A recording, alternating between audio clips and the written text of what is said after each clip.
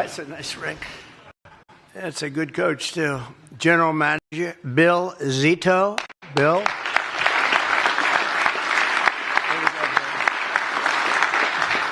And President and CEO Matthew Caldwell.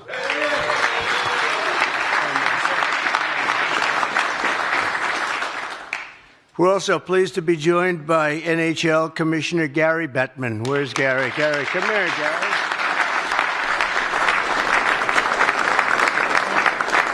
He's done a great job. I knew him a long while, right? When he was in another league. But this has been incredible, the job you've done. Thank you very much. Senators Rick Scott and Ashley Moody. Rick, Ashley. Congratulations to Ashley. And Representatives Byron Donalds. Byron, thank you very much. Gus Bilirakis. Thank you very much, Gus. Michael Haridopoulos. Michael. Good job, Michael. Anna Paulina Luna. Hi, sweetheart. How are you? Congratulations. Jared Moskowitz. Jared Luna. Very good. And Maria Salazar. Thank you, Maria. Thank you very much. And we have a couple of others. I'm going to get myself in big trouble because I don't know where you are. I know you're here someplace, but we got to get on to ice hockey. The Panthers 2023 and 2024 season was one for the history books. It was really an exciting one. Everybody was watching it. You secured the Atlantic Division title for the third time, and after coming up just short of the Stanley Cup the year prior, you gave the fans one of the most riveting comebacks in NHL history, in any sport history. I don't know anything about a comeback, but they tell me it's very exciting. I never viewed mine as a comeback. I never said, this was not a comeback. Team captain Alexander Sasha Barkov was crowned the league's best defensive forward after winning his second Selke trophy, and that was a great honor. It's a big deal to do that. Where is he? Where is he? Come here. Come here. So we lost him. And when facing off against your cross-state rivals, the Tampa Bay Lightning, Matthew Tkachuk's firepower was unmatched, contributing 2 goals and 2 assists, and he led the way to a glorious 9-2 victory. 9-2 victory. 9-2 victory in one game? How many times have people done that? That was... How the hell did they take you 9-2 victory and then you go to 7 games? How did that happen? You were surprised too, huh? Setting a franchise record with the Panthers' 11th consecutive win on the road.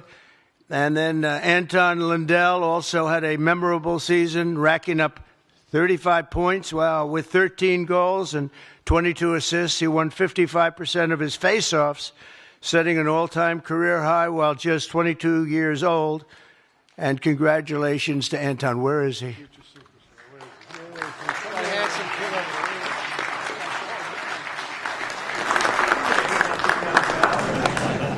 That's great, Anton.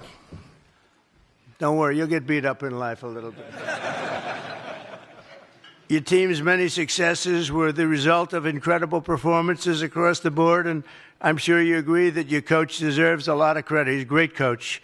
Nobody knows hockey like Paul. He's the league's second all-time leader in games coached and holds the record for the most wins in Florida's Panthers history, and I assume he's going to be around for a long time, right? He's not going anywhere. Coach, I want to be your agent, Coach. Under Paul's leadership, the Panthers have become a finely tuned machine with a rock-solid defensive and offensive. Your offense is great, your defense is great, the whole thing. It's very tough to beat.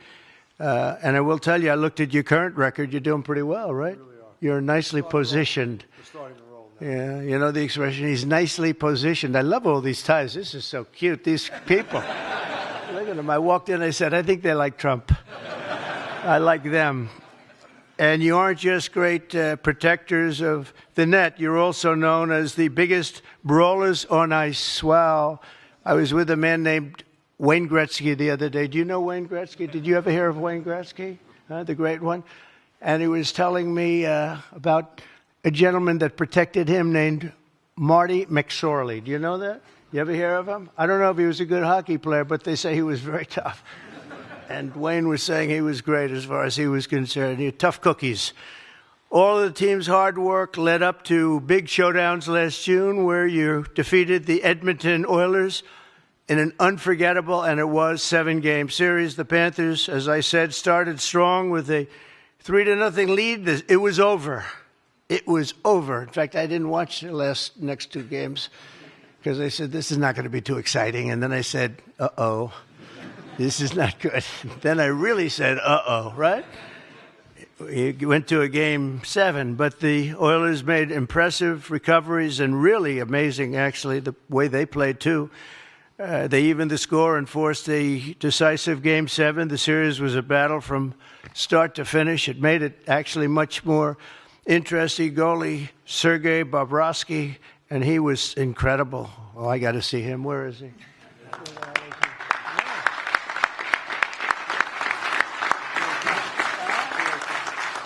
How good is he? You were, I mean, Hall of Fame? And even, how old are you? 36. Boy, I tell you, you were unbelievable. What an amazing job you did. And there was a lot of pressure, and I mean it. That Game 7, you guys had to be like, man, and you played great. That was great job you did. On behalf of everybody that watched, thank you, Bob. It was nothing short of phenomenal during the finals. In the first 40 minutes of Game 1, Bob made an astounding 25 saves. He's the first goalie to get a shutout in Game 1 of the Stanley Cup in 13 years, and his 23 saves in Game 7 were absolutely crucial to securing a very, very tight victory. And Bob started his career as an undrafted free agent and is now a Stanley Cup champion and will go down as one of the great goalkeepers in all-time history. It's really, really a big honor for you, especially what you were undrafted, so he made a good deal, in other words. Huh? It's the best thing. You'd like to find more like that, huh? So it's what a great achievement, Bob. Congratulations. But the title couldn't have been won if you didn't have a man named Carter Verhaeghe. Carter Verhaeghe. Where's Carter?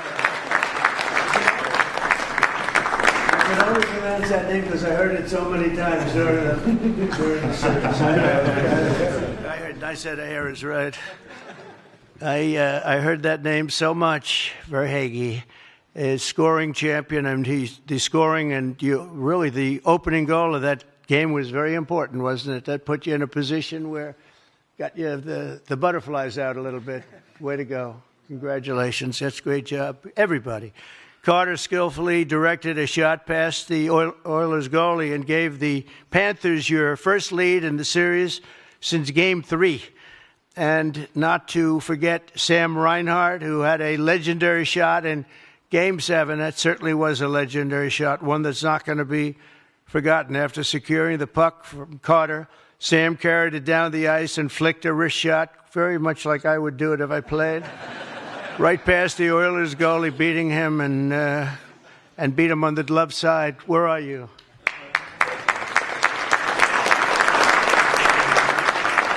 How did you feel after that shot? Like the greatest feeling or one of the greatest in life? We still have about 25 minutes to play, so not too good. You had a long time left. It's true. It's true. You had a little bit to go. Sam cemented himself as in Panthers history for shooting the team's first ever Stanley Cup winning goal. That was a winning goal. Both teams showed tremendous willpower and athletic talent, unbelievable talent. But in the end, the Panthers stood the ground and did what you have to do as a champion. You can't be a champion unless you could go through something like that. And I can tell you, it was hell for them, that 7th game. Going to the 7th game had to be hell because you're either going to win and really be praised because you came from such a horrible position to being life-threatening. Right? I mean, that would have been just unbelievable.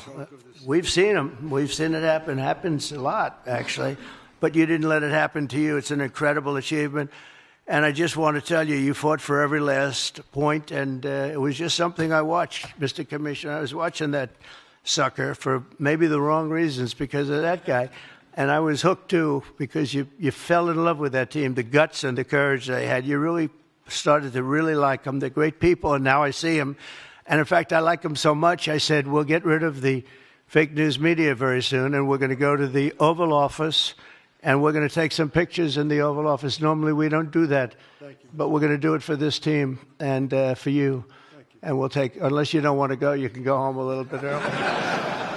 So today we honor the three and these just really great athletes. These are amazing athletes, an amazing team, and their outstanding achievements. Their wonderful owner, from underdogs to champions, they prove the dedication and hard work can transform dreams into reality. So congratulations once again to the Florida Panthers on just an unbelievable season and a really an unbelievable run, because you've been doing so well and now you continue to do well. We'll try and get to one of those games. You know, it's a little tough as president, but I think we can work it out. We'll need a lot of Secret Service. They'll be happy. Well, we're gonna get to do it. You've made your state and your fans very, very proud. And now I'd like to introduce my friend Vinnie Viola, who's a real champion himself. He's a champion at everything he's ever done, loves the military.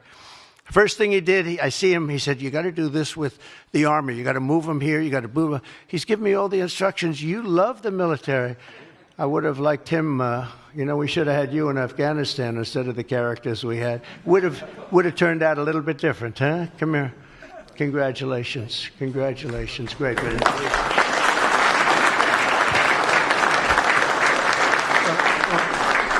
First, Mr. President, you look fantastic. Thank you. So whatever it is you're working so hard at, it's agreeing with you, and I like to see that, and thank you. So we brought a cohort, to use a term we use in the military, of champions to visit a champion. And your kindness and the hospitality displayed by your staff is a simple reflection of the excellence that you demand of your people, and we were the beneficiaries of it today. So thank you. Thank you very much. I'm going to keep this short because I really don't enjoy this. Just a couple of points. South Florida, Florida more broadly, has just been fantastic to us, Mr. President. We have with us two very special people. They know our team in and out. I have to recognize them. Mark Bogan and Monica Shapiro from Broward County. They're just two superstars. And it's hard, it's hard to start, really, Gary. When we took the team, it was a little tough. And we really needed the help of the community and the political class and, quite frankly, the private leadership. I could thank every member of the Panther staff. They were all here, the team. I'm going to bring up a guy that you would really like. He's just a tough, talented. His spirit just went right into the team. He's helped define it. His dad was a great player, Keith Tkachuk. I don't know if you remember him. Yeah, he was a big, strong guy. He's like his dad. Before I do, I want to say one thing because my brain runs all over the place. Jared Moskowitz, your dad, when I bought this team, spent countless hours with me, driving me all over Fort Lauderdale. Meeting with, right, Monica? He was a great, great guy. I want you to know he was a great guy, and I want you to know you carry him in your heart every day. And he'd be so proud of you and the public service. Now,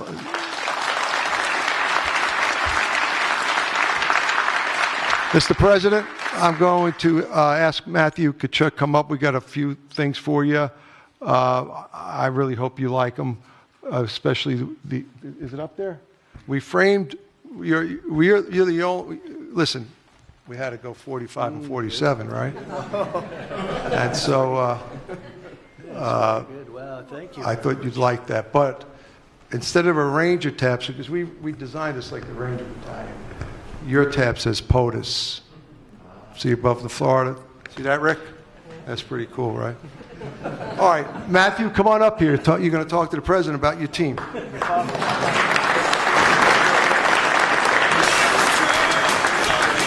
Thank you. Well, thank you, Mr. President, for having us today. We greatly appreciate it, and being one of the few Americans, who loves this country so much. This is such an incredible day for myself, and you wake up every day and I'm really grateful to be an American. So thank you.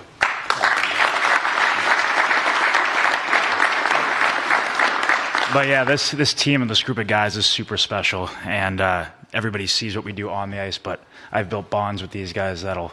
I'll have for the rest of my life, and I'm forever grateful for these guys. We're forever champs, and I'll always remember these guys. That's true. Yeah. That's true. So, with that said, we've got a few gifts for you. Mark, you want to give me out?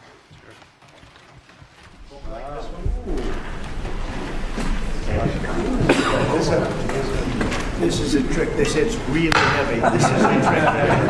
I'll lift it no matter what I do. I'll lift it.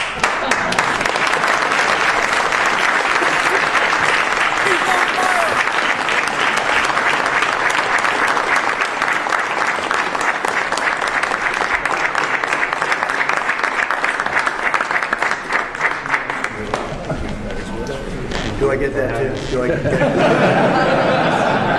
Hold up. His father was some great player too. Great guy. Genetics, right? Thank you very much.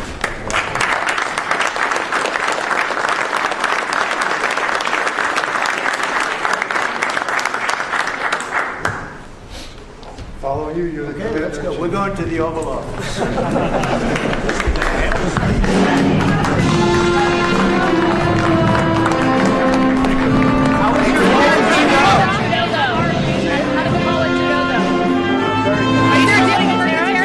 Are you still doing the tariffs tonight?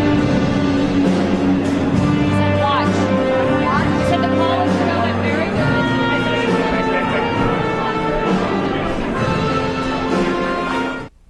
And President Trump celebrating the Stanley Cup champions, the Florida Panthers, there in the East Room, and somewhat of a lighthearted moment. Really knows the membership of the team, knows generational players and the ownership. So a special moment for him in his adopted home state of Florida, welcoming them in as they take on the Washington Capitals tomorrow. And what a special moment for President Trump and the entire team. We'd like to thank our sponsors here at Right Side Broadcasting, Colonial Metals. This is your... What's up, hooligans? Happy freedom. Welcome to another episode of Coffee with Hooligans, where we try to make the news suck a little less. I appreciate all of you guys being here. If you're over on Rumble, please hit that thumbs up button. More likes equals more hooligans. Well, I was waiting to see if we were going to be able to see President Trump and all those hockey players fit themselves inside the Oval Office. I'll keep this live pulled up just in case that is what happens. I'm not really sure. But either way, we're going to read through the schedule really quick, and then we will get things started. First, we're going to be starting off with a video titled, "Is AI Taking Over?" This is some fear-mongering that go out in the streets. Ask these people if they think AI is taking over. But what they don't ask them is if they've ever used AI themselves, so it's just trying to prove that you should be afraid of AI. Then we got a video titled Groundhog Day 2025. Watch Puxatawny Phil annual prediction.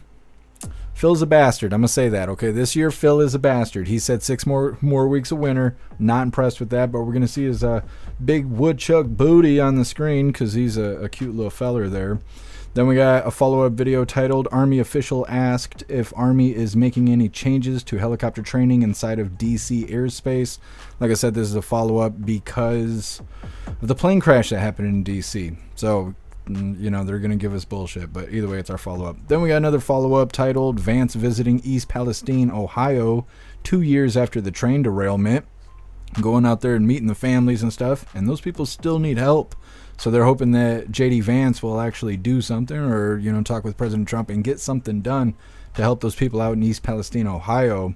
Then we got another fear-mongering video titled Gas Prices to Increase by at least 30 cents under the tariffs that President Trump did on Saturday, says this economist.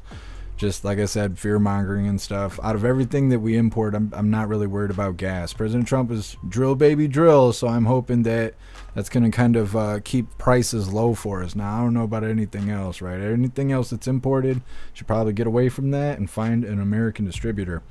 Then we got a video titled Weaponized Cartel Drones Will Hurt ICE Agents, Migrants Alike, security expert says.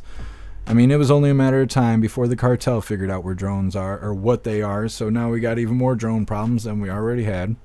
Then we got a video titled Texas Guard Deputized with Immigration and Arrest Authority. They're saying this is the most power that the Texas National Guard has ever had, and now they have the ability to do stuff about border crossers, which is good. It's going to help out with the mass deportations.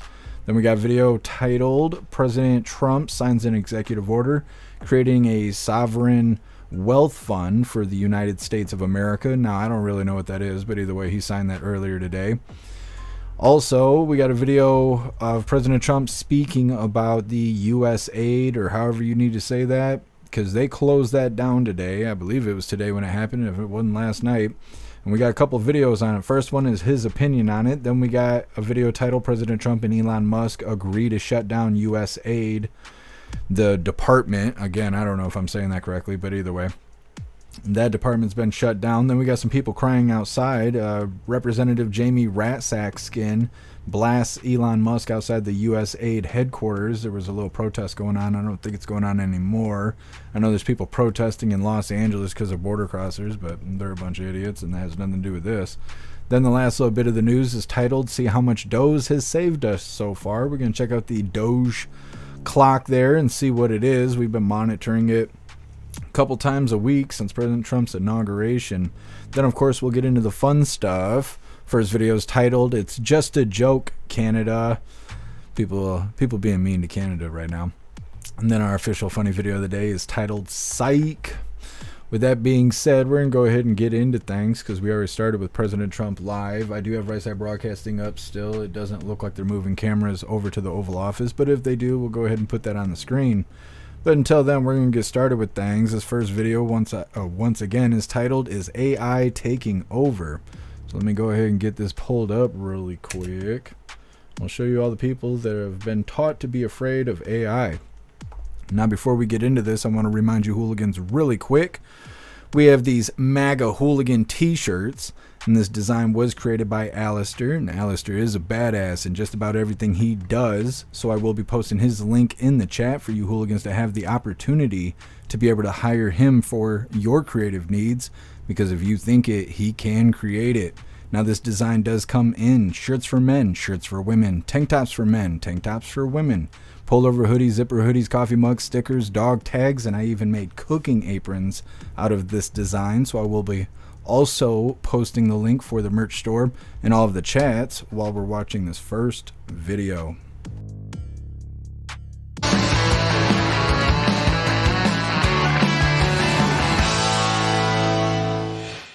President Trump is issuing a call to arms in the battle over artificial intelligence.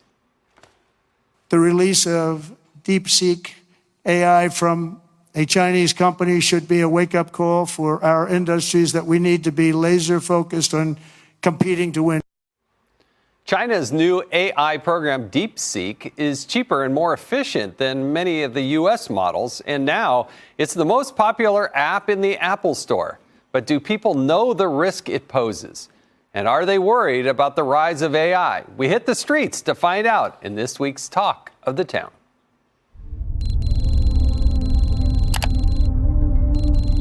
Do you think AI or foreign apps using AI are a national security risk? Yes, I do. I'm worried about another country using it. That's not ours. DeepSeek, since they can't control it. I feel like you can't put your hands on it. You got to do something about it. Are you guys worried about China or another country spying on you via the data?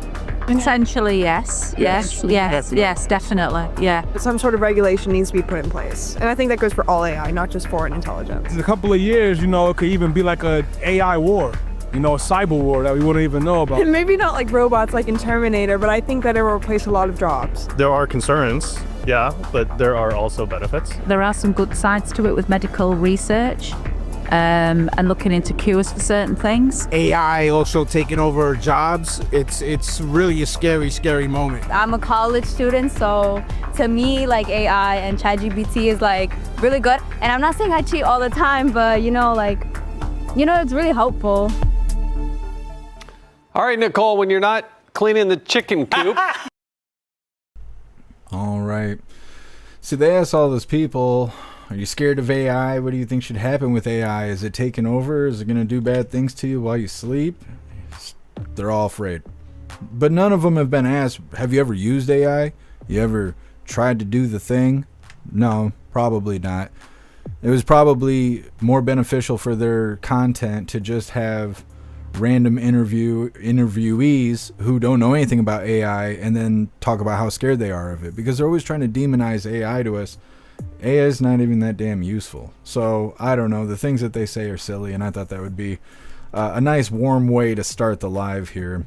We'll go ahead and get right into this next one that is titled, let me find the title here, Groundhog Day 2025. Watch Punxsutawney Phil's annual prediction. Now, I actually watched this goofiness yesterday. I've been waiting to hear from Phil, see how things were going to go with Groundhog's Day and all of that. And now we're going to watch it all together. Make sure you hit that thumbs up button over on Rumble as well as the GoofTube, and let's get into this. It's a tradition to get Phil fired up by chanting, Phil, Phil, Phil, Phil, Phil.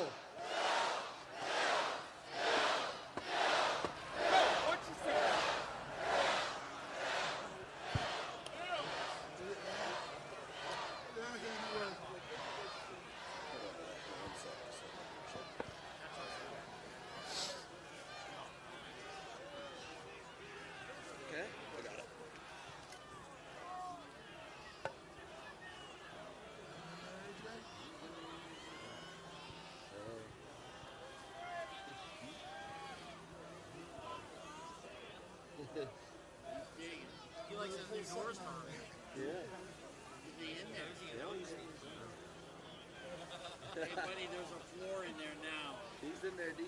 He's not digging a hole. There you are. Good morning. All right, hold on.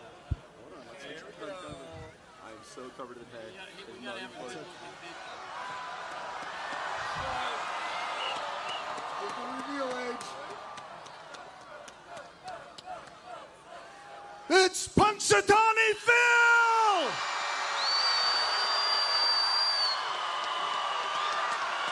He's on fire! Woo!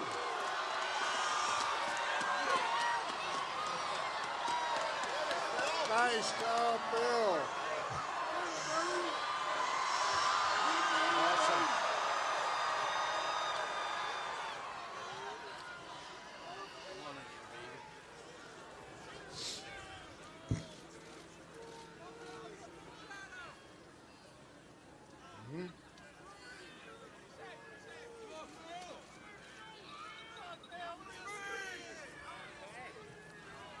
Phil's made a choice.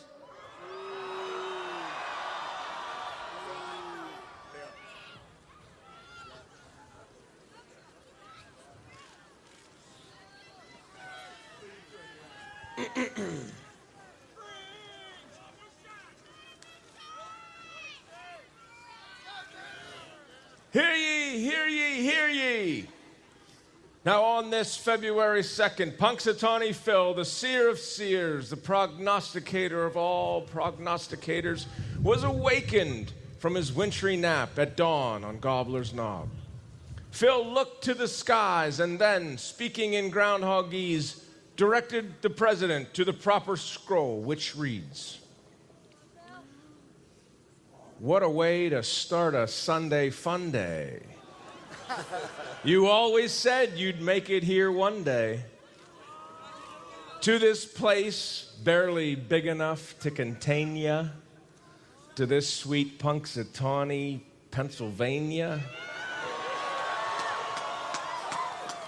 We're all here with the elements combined, where Mother Nature meets Father Time. To hear the truth, are those gray skies? Only I know you can't trust AI. It's Groundhog Day, and maybe life is on a loop. But I miss my burrow. I miss my coop. So I'm headed back down There's a shadow up here. Get ready for 6 more weeks of winter this year. Woo!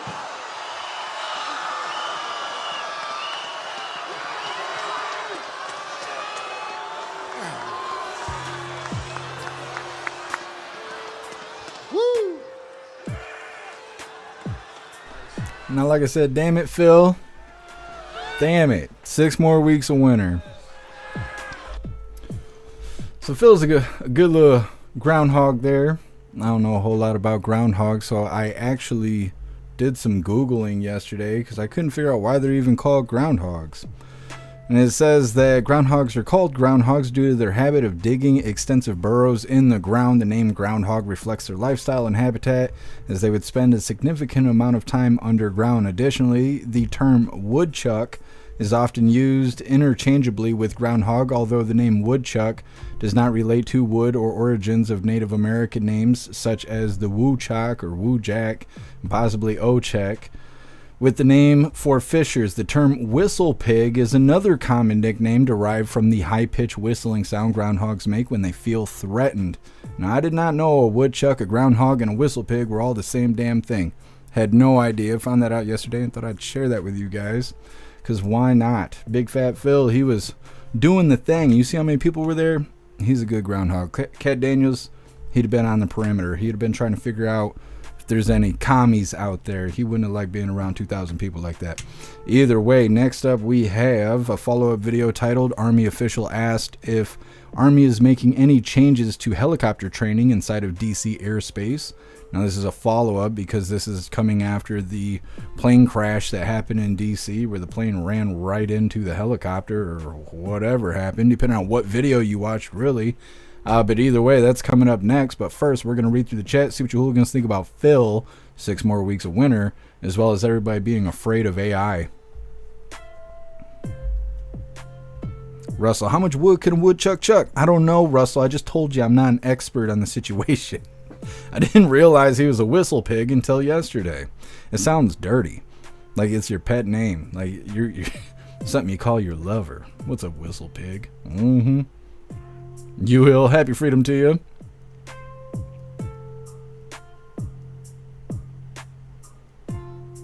Here, Juicer, I hate groundhogs. They're smart and hard to kill. I've never been enemies with a groundhog before. That's crazy, here, Juicer. Now I know not to piss them off.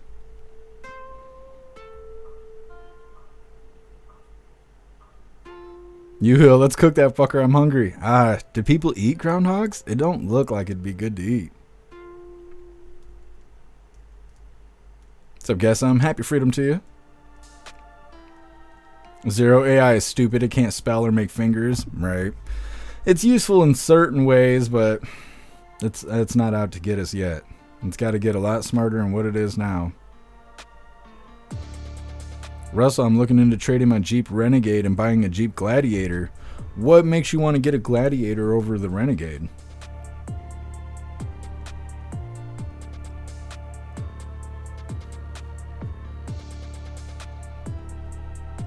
Snooks, you wouldn't call your lover the whistle pig? Nah, see, you're mean. You're mean. Hey, baby. Who's my cute little whistle pig? You don't think that's sexy talk? Come on, man. Non-vogue Trump saw his shadow 4 more years of kicking ass. That's right. That's exactly what happened. That was basically what Inauguration Day was for. What's up, David? Happy freedom to you. Thank you so much, Cricket Kiss, for the donation over on Rumble. Really appreciate the support. Thank you so much. Tony Rez, still waiting for winter here in Salt Lake. I think we got a double dose over here. We got more winter than I want anything to do with. I'm waiting for spring, but we always get false flag spring. Spring don't hit here until May. So from like March, April, like that kind of area is just false flag spring. It'll be nice outside, but you go outside and that wind just blows right through you. What's up, Mary Todd? Happy freedom to you. Tree herder Phil on fent? No, he ain't. Phil went on that fentanyl. He was looking good. What are you talking about? He's been clean for years. DCAT on NTD. The Democrats are really butthurt by what Elon is doing. The Democrats are... Oh, yeah. I know, we got a couple clips of them crying outside the USAID office and all of that. Cricket Kiss, where's his damn top hat? Oh man, if I had seen Phil in a top hat, that'd have been too much. What's up, Elisa? Happy freedom to you. What's up, Kevin? Happy freedom to you.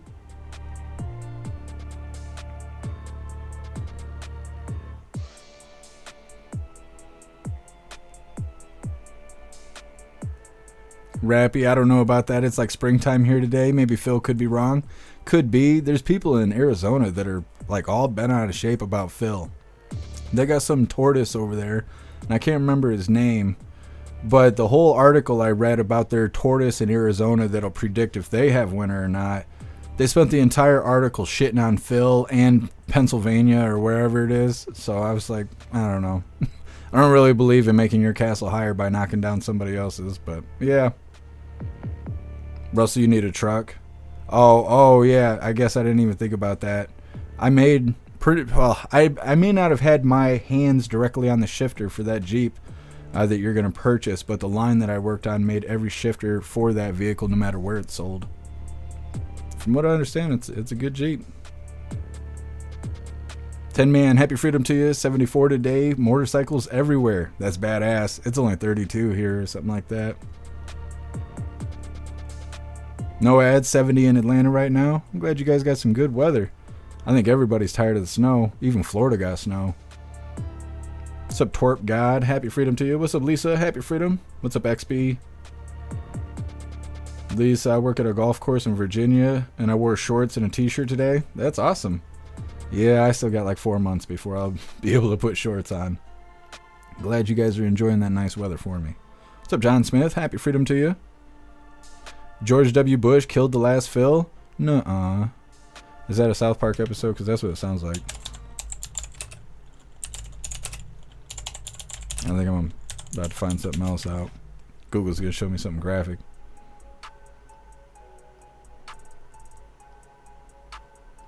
There is no evidence. This goes off on something else. I don't know who Pat Tillman is, but Google's triggered. It is super triggered. I asked if George Bush killed Phil. It says there is no evidence that George H.W. Bush or any other member of the Bush family was responsible for the death of Pat Tillman. I don't know who the hell that is. I don't know. If I get a knock on the door later, I'll know why.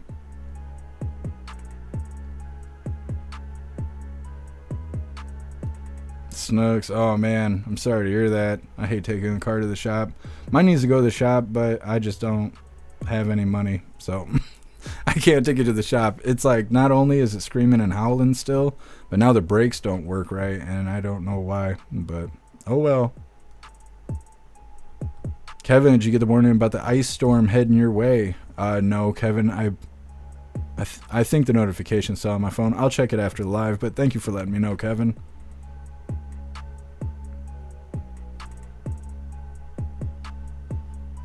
Lisa, groundhogs are cute. They're big and fat and blubbery, and they kind of bounce across the ground. I've never seen a groundhog in person. I'm sure they got them here in Michigan. I ain't never seen one, though. But then again, when do I leave my house? What's up, Spirit Matter? Happy freedom to you. What's up, Visions? Happy freedom to you. Oh, interesting. You guys all know who Pat Tillman is. I've never heard of the guy.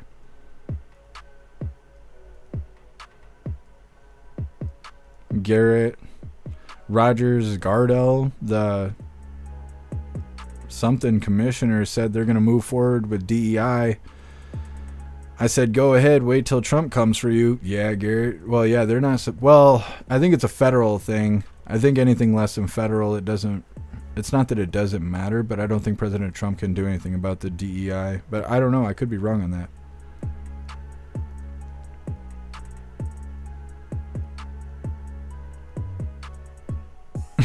U-Hill.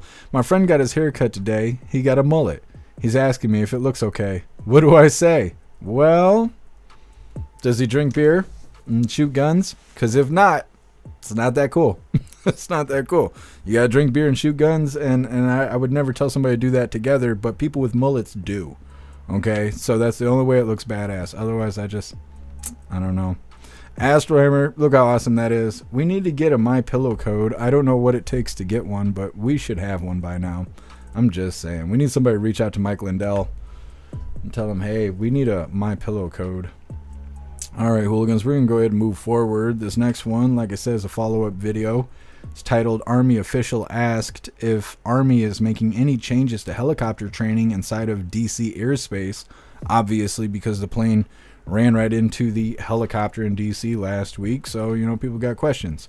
Now, before we get into this, I'm going to remind you hooligans really quick, if you would like to participate in Free Speech Saturday, make sure you post all of your memes over on Discord or on jeffmaclive.com. Just hop in the group chats on either platform. You'll see the tabs labeled memes. Drop what you got and we'll shout you out as we're making Saturdays more fun. Let's get this follow-up video pulled up. Alright, follow-up to the plane crash that happened in DC. Hit that thumbs up button over on Rumble as well as the GoofTube, and let's get this rolling. And then there was a question over here. Yeah, Colonel Ott, are you able to talk about the nature of the training mission that those pilots were conducting at the time of the collision, why that was necessary near the airport? And then I have a follow-up for you, sir. Okay, so the question was nature of the training mission that the unit and pilots were flying, and I appreciate the opportunity to clarify. I will tell you this unit is based here in D.C. Their daily missions include providing support to not only Army senior leadership and Department of Defense, but also senior leaders throughout the U.S. government and other agencies. And so they fly these routes continuously. And these routes are not just military helicopter routes. They're helicopter routes for all of the agencies and organizations, of which there's probably almost 30 agencies, law enforcement, and other organizations that fly helicopters in the area. And so the FAA controls those routes, dictates the procedures, and as the specifics on the training mission that I think have already been kind of talked about is that these were two experienced, qualified pilots to fly in this local area. This is something they've done many times before, and they were simply out flying a mission that's a training mission that's required to reevaluate, just like every Army pilot does on an annual basis. You get reevaluated, re-signed off to fly in your local area. And you do that by flying the routes and the missions that you normally perform. And given the accident, I understand the FAA has put some flight restrictions on helicopters around national. Is the Army looking at making any changes to its procedures when operating in the National Capital Region in this airspace around the airports? As far as changes to procedures or anything, again, I would reiterate that it is the FAA that controls how helicopters transit and the routes that fly around here. And we will certainly be interested to see what, if anything, they decide to do. And then internally, the Army always looks to learn and inform ourselves on any potential changes that need to be made. But I think it's entirely probably premature, and that's what the NTSB does. They're the best in the world at digging into this and finding out what went wrong. And so when we find those facts, then we will certainly look at them hard and see what needs to be done. Thank you. Well, last question, Dave.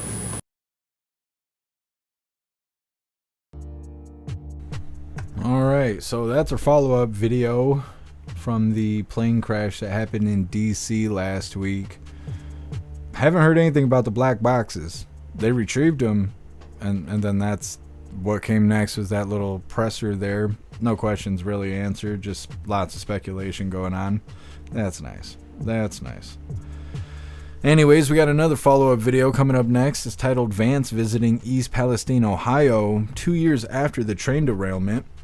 Now, those people there, they still need help, and that's part of why J.D. Vance went there. Now, they're hoping that he'll get some funding over there or something to clean things up, because things are still not okay in East Palestine, Ohio. Obviously, President Trump, first week in office, went back to North Carolina to check on those people. They're sending FEMA over there to do, stuff to help those people get out of tents and all of that. So hopefully we'll see FEMA or somebody go to Ohio and start doing something about what happened in East Palestine, Ohio. Put some funding up to try and clean up the area or cut some of that red tape and all of that they've been complaining about for 2 years. Now, before we get into that video, we're going to read through the chat and see what you hooligans think about these changes they're making in DC because of their helicopter crash that happened last week.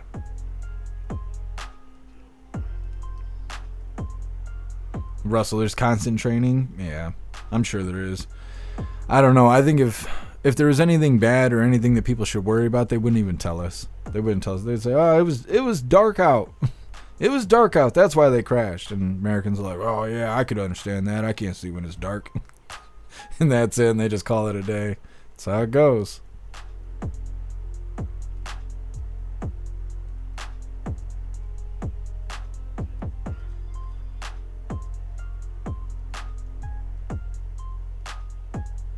Cricket Kiss female pilot was in ROTC 5 years ago and was flying high-level missions.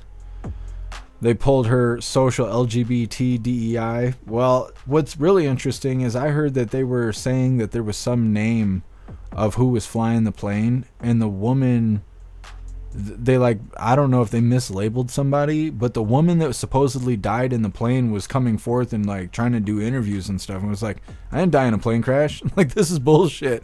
Why are they saying this? So I wonder if it's the same female pilot or if they eventually corrected it. What's up, Stoner? Happy freedom to you. I was a little late too.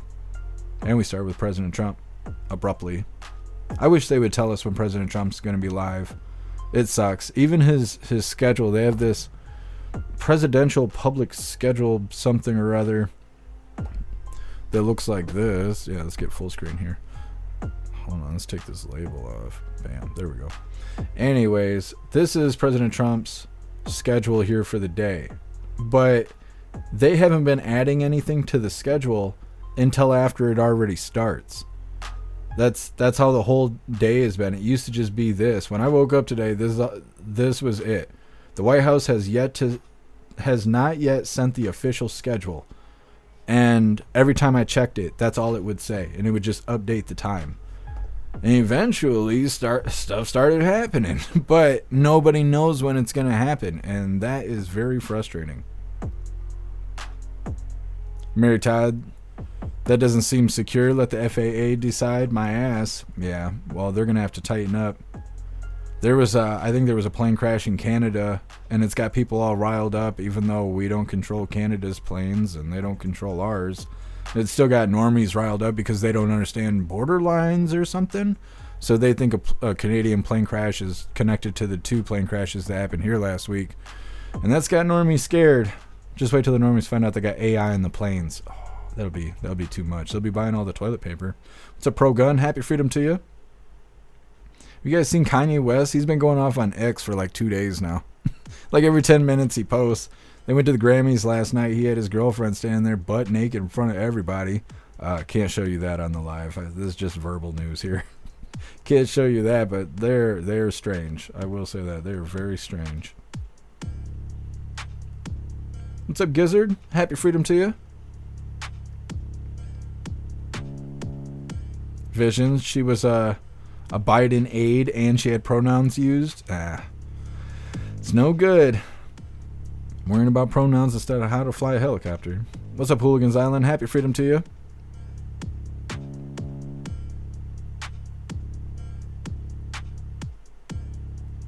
Righteous. I'm reading 7 chats. There's no need to try and snap your fingers at me.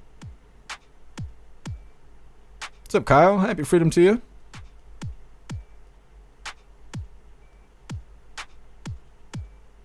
What's up, Ron J? Happy freedom to you.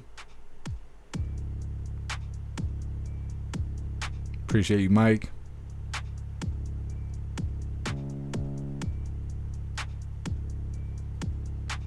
Big guy, yeah. I know that there's people screaming and crying in LA. Last I saw, there wasn't really anything going on, though. People standing around.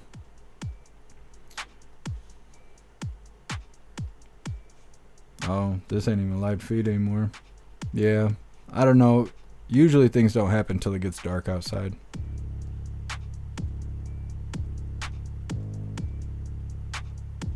Snug says Kanye's wife, she looked scared to death. No, she looked high. That's what people look like when they're high. It's because they're doing crazy drugs and stuff. I didn't realize it was his wife, but she's always naked. They're always like that.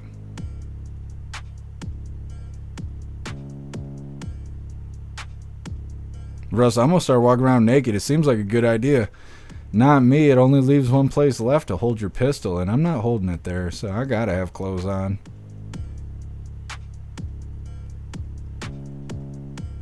What's up, Chaplain? Happy freedom to you.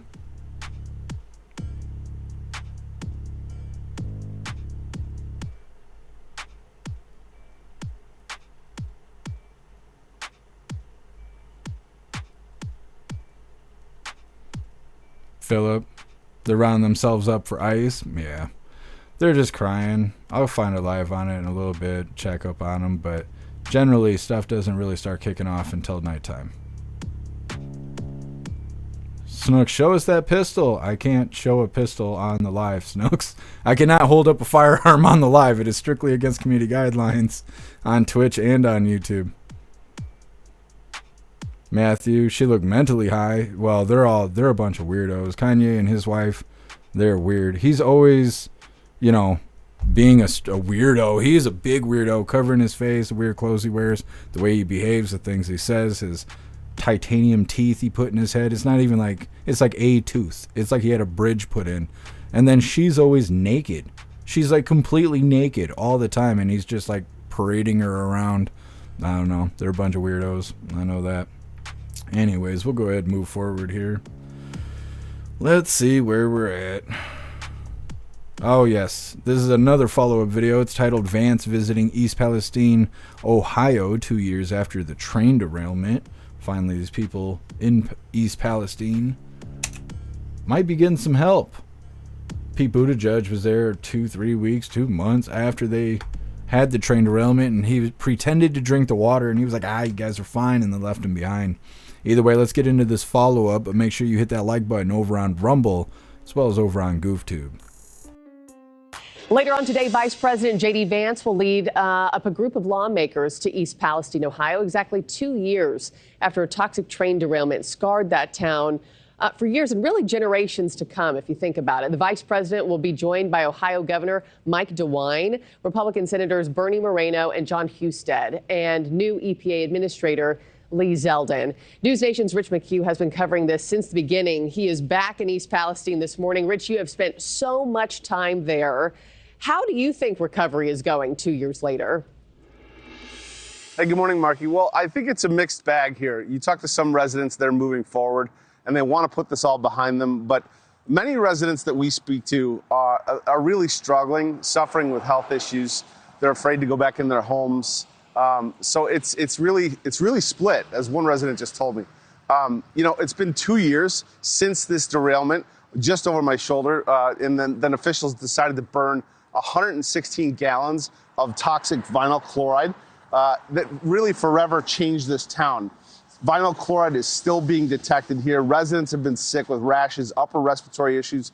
There's been no public health emergency declared. There's no long-term health monitoring plan. Just a few minutes ago, I spoke with resident Lori O'Connell. She is suffering. Her husband has a newly acquired aggressive breast cancer. She says they were completely healthy before.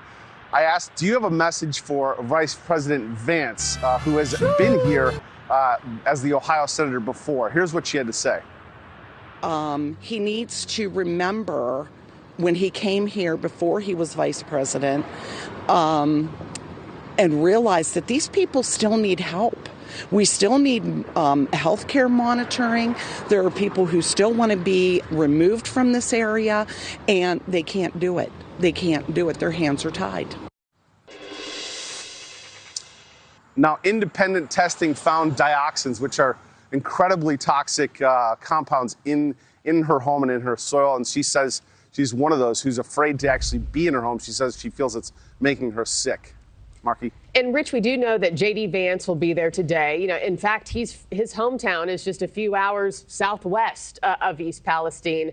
What do you think we'll hear from the vice president today when he lands? Well, I'm hearing rumblings that there might be something to do with a disaster declaration or health care. That would be tremendous. I know he's spoken about that in the past. In fact, he was here exactly 1 year ago. I had the chance to actually ask him that direction. What should President Biden do, or should he sign this declaration? Why he hasn't? Take a listen. Senator, President Biden has a disaster declaration basically sitting on his desk. If he signed that with the stroke of a pen, he could bring federal help to this community. Why do you think President Biden will not sign that? I don't know. I think it's shameful that he hasn't signed it. I think the minute that Mike DeWine, the governor of the state, asked for it, the president should have responded to it. And what's interesting now is, you talk to community leaders who will say a disaster declaration is not actually necessarily what they want now, right? So it's kind of fascinating here. It would have been much, much more helpful when the governor initially made the request. I think at this point it's way too little, way too late, which is like what so much of the Biden administration has done. Now, residents here in East Palestine, they're hoping that he will announce some sort of disaster declaration, federal disaster declaration, and more importantly, long-term health monitoring plan, which is so badly needed here. Marky. Thanks for watching, everybody. Go to Well, we'll see if President Trump and J.D. Vance decide to help those people in East Palestine, Ohio. I'm sure they're going to. I'm sure that J.D. Vance didn't go out there and just make those people hopeful and then turn around and abandon them like old man Walter did. President Trump went out there right after the train derailment happened. It was like 5 days after it happened or something, maybe not even that long. Brought them water, brought them supplies, a whole truckload of supplies, and then like 2 weeks later, or maybe it was 2 months later, I can't remember. It was either 2 weeks or 2 months, but either way, Pete Buttigieg finally showed up. He didn't do anything, walked around in his loafers. And then they shared some video clip that they had created in somebody's house somewhere on the earth, and they poured some water and drank it and claimed that they were in East Palestine, Ohio, and everybody else should just go and drink the water. But there was a lot of problems. People were not allowed to get tested for the chemicals that they set on fire, that oxychlorophyll or whatever it's called. They weren't allowed to get tested by it. The medical facilities refused to test by it. The medical facilities were funded by BlackRock. The train that derailed, that's also funded by BlackRock. BlackRock controls everything in the area, so they couldn't get tests for it. They couldn't get tests for the water. The local officials were claiming that everything was okay, because the federal officials had already declared everything okay. So then all the residents just had to eat shit. They were watching their kids get sick. They were watching their animals die and stuff like that. And nobody was able to help them. The property value was plummeting. They couldn't even sell their house to move. Lots of problems. We've been covering it ever since it happened. Now J.D. Vance is back there, and hopefully President Trump and J.D. Vance will send some aid to East Palestine, Ohio, and try to help those people as they've been abandoned for the last 2 years, basically. Next up, we got some nice little fear-mongering. It's titled Gas Prices to Increase by at least 30 cents under these new tariffs, says this economist. Of course, they're demonizing President Trump's tariffs. That's what most videos are about today, is President Trump. He's the orange bastard because he put tariffs on other countries that like to take advantage of us. So, of course, any way they can spin that, they're telling everyone, be afraid, everything's going to be more expensive, yada, yada. It's all coming up next. But first, we're going to read through the chat and see what you hooligans think about the video we just covered. Also, because people keep asking me about the goofy protest stuff that's going on in LA. Yeah, it is still going on, but we've covered so many protests that unless people are on fire, it's kind of, I don't know, not that entertaining, really. Let me see if I can pull in. This is what's happening. This is live right now in Los Angeles from some random TikToker who's on an overpass, and as you can see, there's people standing around waving flags. Now, they're supposedly mad about, ICE doing what they need to do with border crossers. What I don't understand is, why are they only waving the Mexican flag? Like, if this has to do with border crossers being sent back home, then why are they only waving one flag? That don't even make any sense. And half these people think that it's people that legally migrated here that are being kicked out of the country, which is obviously that's not what's happening. But, this is what happens. You get duped. You live in California. Your head's so far up your ass you can't see if the sun is shining or not. Well, you end up over here on the overpass waving a flag from some other country. Anyways, I'll go ahead and keep my eye on that, and I start seeing fire and shit, we'll cover it. But until then, we're going to read through the chat, see what you hooligans think about those people in East Palestine, Ohio. And like I said, got some fear-mongering with gas prices coming up next.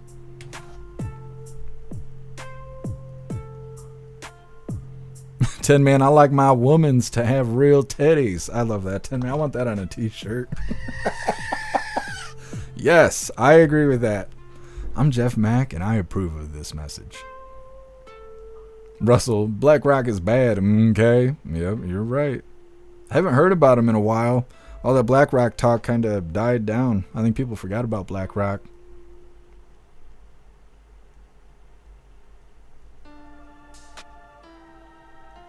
Hot goodness.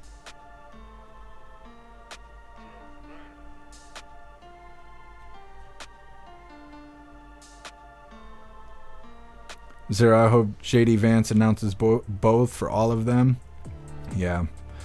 Yeah, they need to do something for those people in East Palestine, Ohio, because I almost feel like the people in North Carolina are getting more, they've received more aid than the people in East Palestine, Ohio. Now, obviously, in North Carolina, they had a hurricane happen. So, in a certain sense, yeah, that would make sense. But at the same time, these people have been abandoned by the last administration, so it'll be nice when we have another follow-up for East Palestine, Ohio, and we can cover them receiving help. Sage Pup, I heard that the train wreck was sabotaged. There were reports of a wire connected to the car battery across the tracks. I'm not sure. I'm not sure what you're referencing, Sage Pup. I didn't hear anything like that. I did see. I remember when it happened, they were saying that there was like a wheel that was on fire or something. There was something that happened, and there was a wheel jammed up. There was fire coming from the car. Earlier on somewhere, there was some sort of parking lot camera or something that captured the train going by, and when it went by and it was still on the tracks, there was like fire coming from it because there was something wrong with it. And then after it derailed, they decided to burn the chemicals in the train instead of try another way to get rid of all that stuff. And because of what was in the train, you're not supposed to set it on fire, I guess. That's like the worst thing you can do with that chemical. And so they took it from it being like a chemical spill to making it in the air and worse. And so they spread it all around, and they just handled it incorrectly. And then they just left everyone. They were just like, drink the water, you'll be fine. And everyone was saying, well, it's because it's a red state. That if it was a blue state, it wouldn't be that way. But because it's a bunch of Trump supporters, well, they just abandoned them. And we saw FEMA get in trouble because they were passing over people that had Trump signs, Trump flags, things like that, and were not helping them during the hurricane and stuff. And so now I'm even more inclined to believe that they abandoned East Palestine, Ohio, because they felt that they were Trump supporters. They're even saying, like in the tariffs and stuff, where I'm seeing articles saying that Canada is joining some other country in doing retaliatory tariffs against President Trump, but they're going to make sure to target red states or something like that. And I don't know why that matters or how that even works. How do you even target red states if you're a foreign country and you're worried about tariffs? How does that work? Like, that doesn't make any sense to me. You're either putting tariffs against the country or you're not, and that's all states. So I don't know why they're highlighting red states. It's like a big fuck you to everybody that lives in a red state for no reason. Mad people. That's what it is. They're just mad people.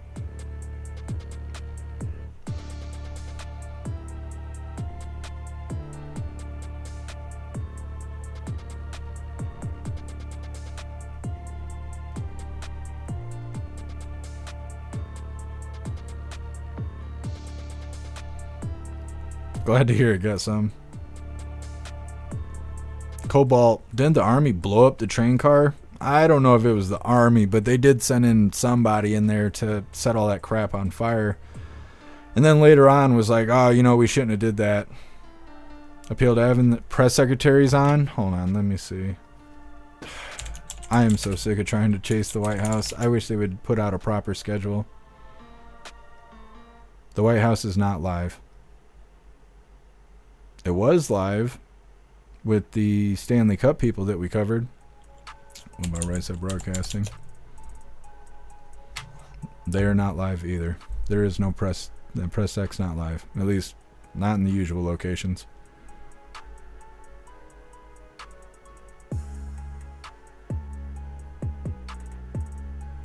Totally care. Chemical spill was not handled right. That's for sure. Yeah. Yeah, they made the situation worse than it already was, and then they left them like that. What's up, Cody? Happy freedom to you. Cricket Kiss, 20 miles away, but was on fire. Yeah.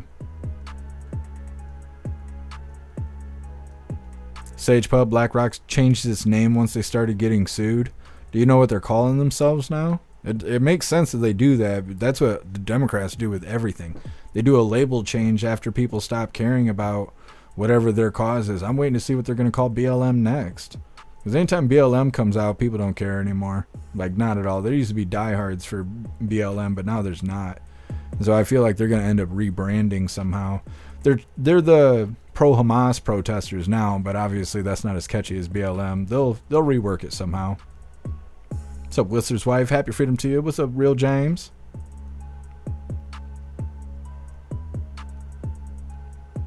Kevin, Trump just gave Canada an extra 30 days because we're sending 10,000 troops to the border.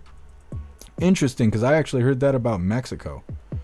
I heard that Mexico was given 30 days because they're sending 10,000 troops to the border, and Canada's getting 30 days because they're in the middle of negotiations. On President Trump's schedule that I just showed a little while ago, it said that he was to call Trudeau and have negotiations because of the tariffs. But yeah, well, and that's the whole reason for the tariffs anyway, is to get people talking, get things moving, and to get people to pay their fair share. MC Trudeau caved, will comply with Trump's demands. I assume so. Yeah. Pro-gun, Canada not sending booze to the U.S. Trump cures alcoholism. Yeah. I've seen videos and images from Canada, supposedly. I don't know. I didn't take the damn pictures. But supposedly in Canada, where there's marketplaces and stuff like that where you normally can buy alcohol, and all the aisles where they have U.S. liquor and beer and stuff like that, it has signs put up saying buy Canadian or whatever. I don't know. What's up, Hurley Girl? Happy freedom. Lisa, funny how that works. Yeah. Well, and that's exactly what President Trump did it for. And some people are just too busy being fear-mongered, and other people are just kind of waiting for due process to happen, really. Like I said, we got fear-mongering coming up next. They're telling everybody to be real scared. Even in the Midwest where I live, you got to be real scared. Gas might go up 30 cents. Oh, yeah? Well, when Biden was office, it was up $3, $4 from where it is right now. So I'm not worried about 30 cents. I'm just saying.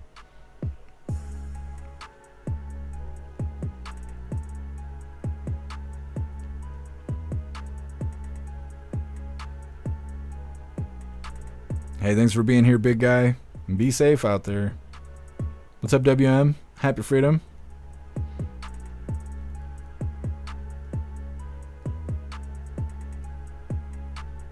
Hooligans Island. I approve of Jeff approving this message. I like that. What's up, Tony Rich? Happy freedom to you.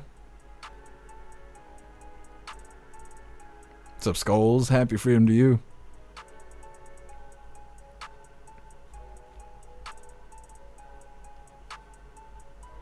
What's up, Wayward? Appreciate you being omnipresent. They won't buy Kentucky bourbon. It's their loss. They're missing out. Zero, Canada agrees to secure the border and end the flow of drugs. That's good.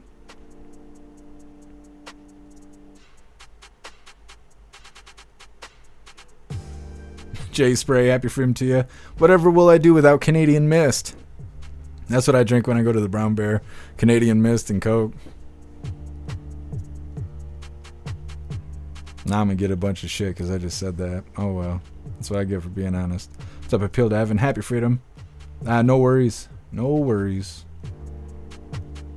All right. We're going to go ahead and move forward here. Like I said, we got a little bit more fear-mongering coming up. This is titled Gas Prices to Increase by at least 30 cents under these tariffs, says this economist. Of course, this News Nation out here spilling the fear as much as they possibly can. Go ahead and hit that like button over on Rumble as well as YouTube. And let's get into this. News Nation's Brooke Schaefer is in Miami with how much it could cost you, how much more it could cost you just to drive to work even. Hey, Brooke. Yeah, hey, Marky, good morning to you. Economists are already warning drivers that the prices we are seeing at the pump now will very likely go up. That's because a lot of the gas we have here in the United States actually comes from Canada. In fact, Canada was America's biggest foreign supplier of crude oil by far. The U.S. actually imported $97 billion worth of oil and gas from Canada last year alone. And here at home, we've really become reliant on Canadian oil, in part because the country produces the type of crude oil that American refineries are already geared to process. Now, economists say people in the Midwest could see the biggest impact in prices, though President Trump has remained defiant. Them to make our cars, and they make a lot of them. We don't need their lumber because we have our own forests, et cetera, et cetera. We don't need their oil and gas. We have more than anybody. Now, of course, the big question, how much could prices here at the pump really go up? TD Economics estimates that we could see a price hike of about 30 to 70 cents a gallon. Marky? Ouch. Yeah. And Brooke, beyond the pump, correct me if I'm wrong here, but serious impacts could also be coming to the car industry as well. Absolutely. Actually, a trade analyst who spoke with the Associated Press described it pretty simply. They said this was like a grenade being thrown on auto production because so many car parts come to the U.S. from countries like Canada and Mexico. For decades, actually, auto companies have built supply chains between the U.S. and these two countries. Engines for popular cars like the Ford F-Series pickup trucks, for example, those come from Canada. More than 1 in 5 of the cars and light trucks sold in the United States were built in Canada and Mexico. And more than half of the billions of dollars of car imports into the U.S. last year, not including December, came from Mexico. That's $64 billion worth of car parts. So these tariffs will very likely impact the price of cars, as making them will get more expensive.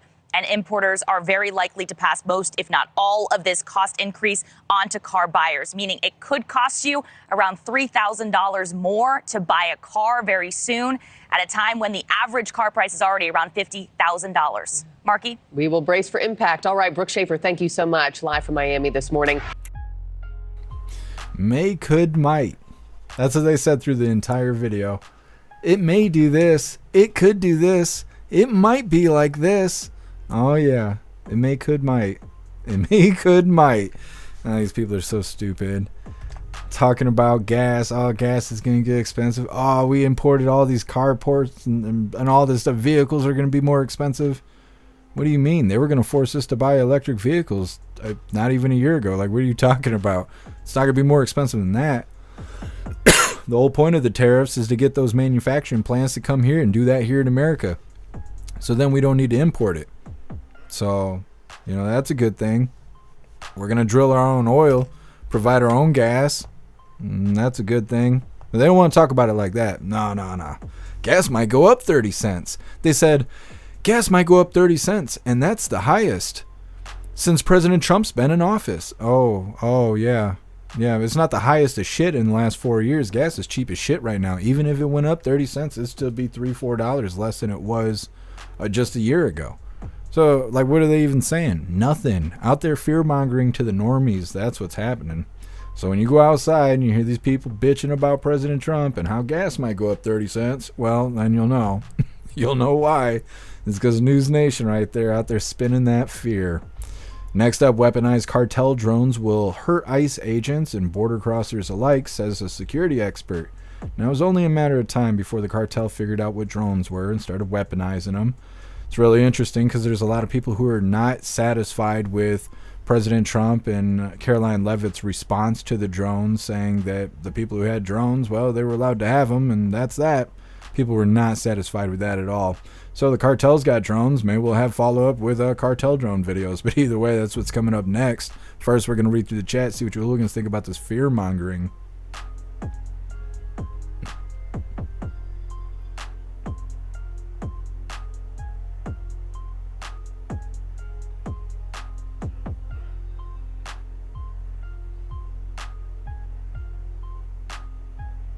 Jay Spray, all those parts used to come from the U.S. We just want our jobs back. Yeah. But they don't get it. Either they don't understand what's happening or they're just too worried about spinning fear. They always say like bad news sells. And so they'll take a story that's actually something happening the way it's supposed to happen. And they're like, okay, we got to make it sound like it sucks. because then people will be afraid, and then it's bad news, and bad news does better than good news. And they're just worried about their bottom line. They're not worried about information. 10-man hoes mad because they lost the election. You're not wrong. You are not wrong.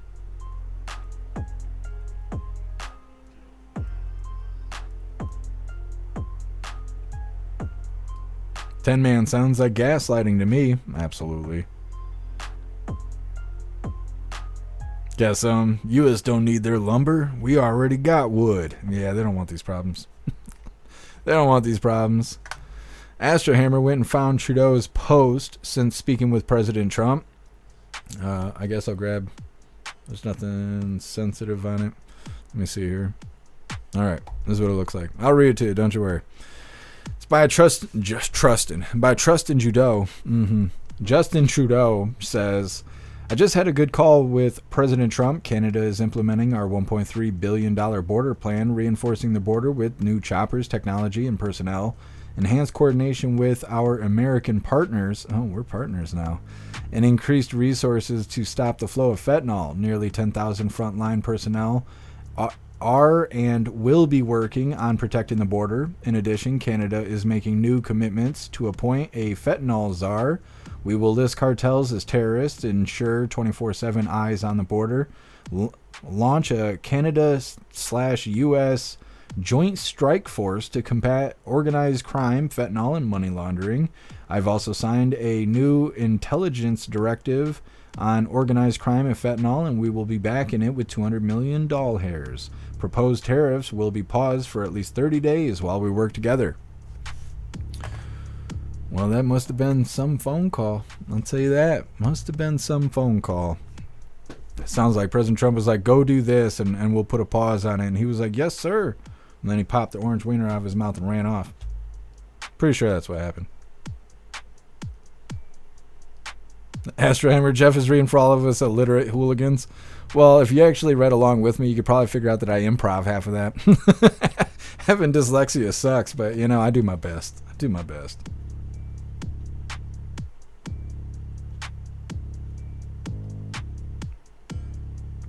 Pro-gun, Mexico and Canada caved as expected. Yeah, absolutely.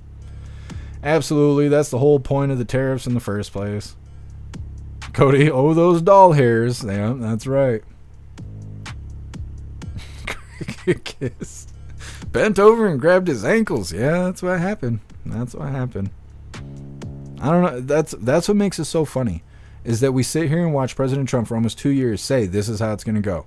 We all go out and vote for him. He wins the election. He starts doing the shit that he promised he was going to do. Media starts losing their marbles. The normies think it's the end of democracy. And we're watching the dominoes just get knocked down as we knew it was going to happen, as President Trump said it was going to happen. And it's very humorous to watch all of this go down. Watching the fear-mongering on the news and watch the normies receive it. And nobody knows what's happening. It's very humorous. What's up, Metal Mouth? Happy freedom to you. What's up, Free Thinking Texan? Happy freedom to you. What's up, Dutton?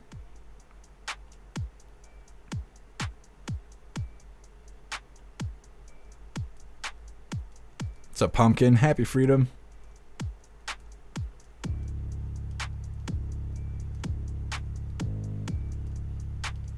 Cody, they could might. Yeah.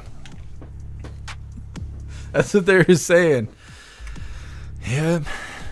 May could might. That's what it is. May could might. I don't know how they're going to get around that. Hooligans Island.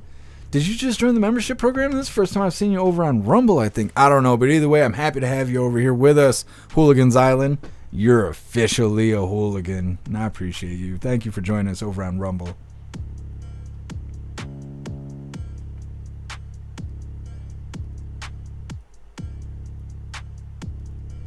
XB, no, I gotta be quick about it. It's not Saturday. I shouldn't be saying those kind of fun things. Hurley Girl, the fact that we need a fentanyl czar is literally ridiculous. I agree. I totally agree. I don't understand. I think it's very unnecessary. They weren't doing anything about weed when weed was being smuggled up here. You know, we need a fentanyl czar? Like, there's no way that drug's been the most populated drug across the border. There's no way. Years and years and years of coke being ran from Mexico to here or wherever. Like I said, pounds of weed being brought through. What about human trafficking? We've never had a czar for any of that shit. Now we need a fentanyl czar? That sounds like a waste of money. Sounds like a waste of money. If we're stopping the flow, then what do we need a czar for? I have questions. Crusader, that's a good one. That's a good one. Crusader says, how much does a chimney cost? Nothing. It's on the house. I was going to ban you because I thought you were trolling, but nah, that's a good one. Now, if that joke didn't land, hey, I might have had to throw the hammer, but that's all right. You'll live another day.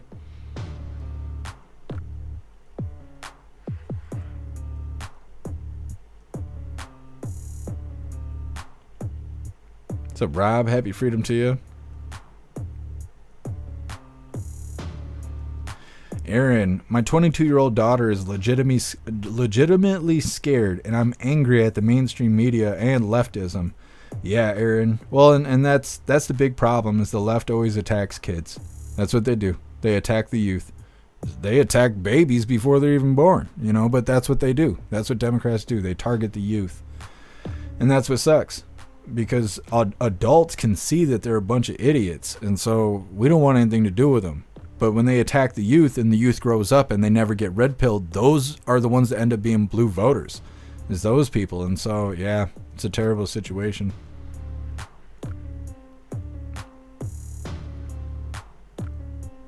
What's up, DB? Happy freedom to you.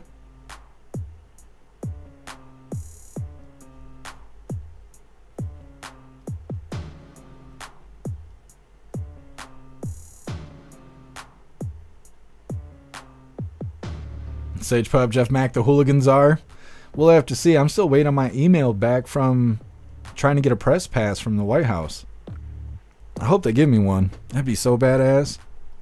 I wonder what day they'd make me go there. Either way, we're going to go ahead and move forward here. This next one is an interesting video. It's titled Weaponized Cartel Drones Will Hurt ICE Agents and Border Crossers Alike, says security expert. I don't know why we didn't think of this sooner. Of course the cartel's got weaponized drones. Why not? Everybody else does. Now, before we get into this, I want to remind you hooligans really quick. If you would like to join the membership program over on Rumble, all you have to do is click that big red subscribe button right below where you type in the chat. Now, if you're on Android and using that Rumble app, you're unable to see the big red subscribe button. So you got to go to rumble.com, come to the live, hop in the chat, and like I said, right below where you type in the chat, you will see that big red subscribe button. Click that button and jump through the hoops, and your name will be highlighted as an official Rumble hooligan. You'll have access to our custom emojis.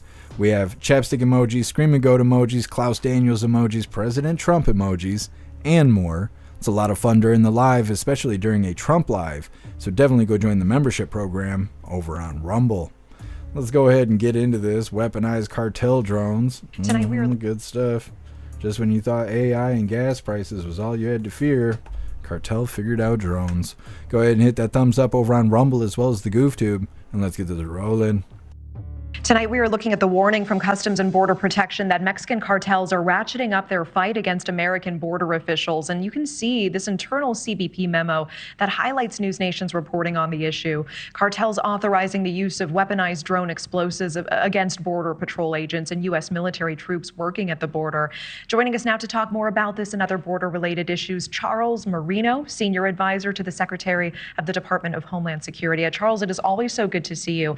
I do want to get your opinion on this warning we're seeing going out from Customs and Border Protection that the cartels are ratcheting up their fight against American border officials. And we can see in this internal memo highlighting News Nation's reporting here on this issue that cartels are authorizing, they're greenlighting the use of the weaponized drone explosives against agents and U.S. military troops working at the border. What is your take here? How serious are these threats? Well, this is not surprising, and these threats are very serious. Look, we're seeing an unprecedented response by the Trump administration to an unprecedented national security and humanitarian crisis that was allowed to fester and get worse and worse the past 4 years under the Biden administration. It is not only jeopardizing the safety and security here within the United States and against American citizens, it is also impacting the threat and safety of those illegal migrants that are making the journey to the country. This is my way of saying, Natasha, this has been good for nobody. You cannot open up borders to a country and abandon law and order, because what happens is when you walk away from that, you create a more dangerous environment. That's what the Biden administration has proven to those of us in the country and to the rest of the world. You have to have a semblance of process. Now, what's happening under the Trump administration is you've got the new foreign terrorist cartel designation against the cartels, and we're stepping up operations. And what that's doing is it's impacting their money-making capabilities, their operations to traffic in humans, traffic in drugs. And they're going to become more aggressive in the way that they try and infiltrate the United States. And that, I fear, is going to bring a more aggressive response from U.S. authorities, with or without Mexico's cooperation, by the way. The primary focus is the safety and security of these troops and law enforcement officers along the southwest border. And you kind of alluded to this. Secretary of Defense Pete Hegseth recently saying all options are on the table when dealing with cartels. What is your take? Do you think military action against the cartels is justified? I mean, specifically strikes within Mexico without the government's consent or endorsement, boots on the ground. We heard our own Tracy Walder last hour saying that would be an act of war. Isn't that an issue? Well, the cartels have been involved in the deaths of far more Americans than all terrorist organizations combined here within the United States, right? We know hundreds of thousands of deaths based on fentanyl trafficking into the country. We know that very dangerous criminals have been trafficked by the cartels into the country to commit horrific crimes. So the justification is there. Are we going to see some type of a full-on military penetration into Mexico? No. Are we more likely to see the activities of special operations forces going in and targeting these cartel leaders and their associates? Yes.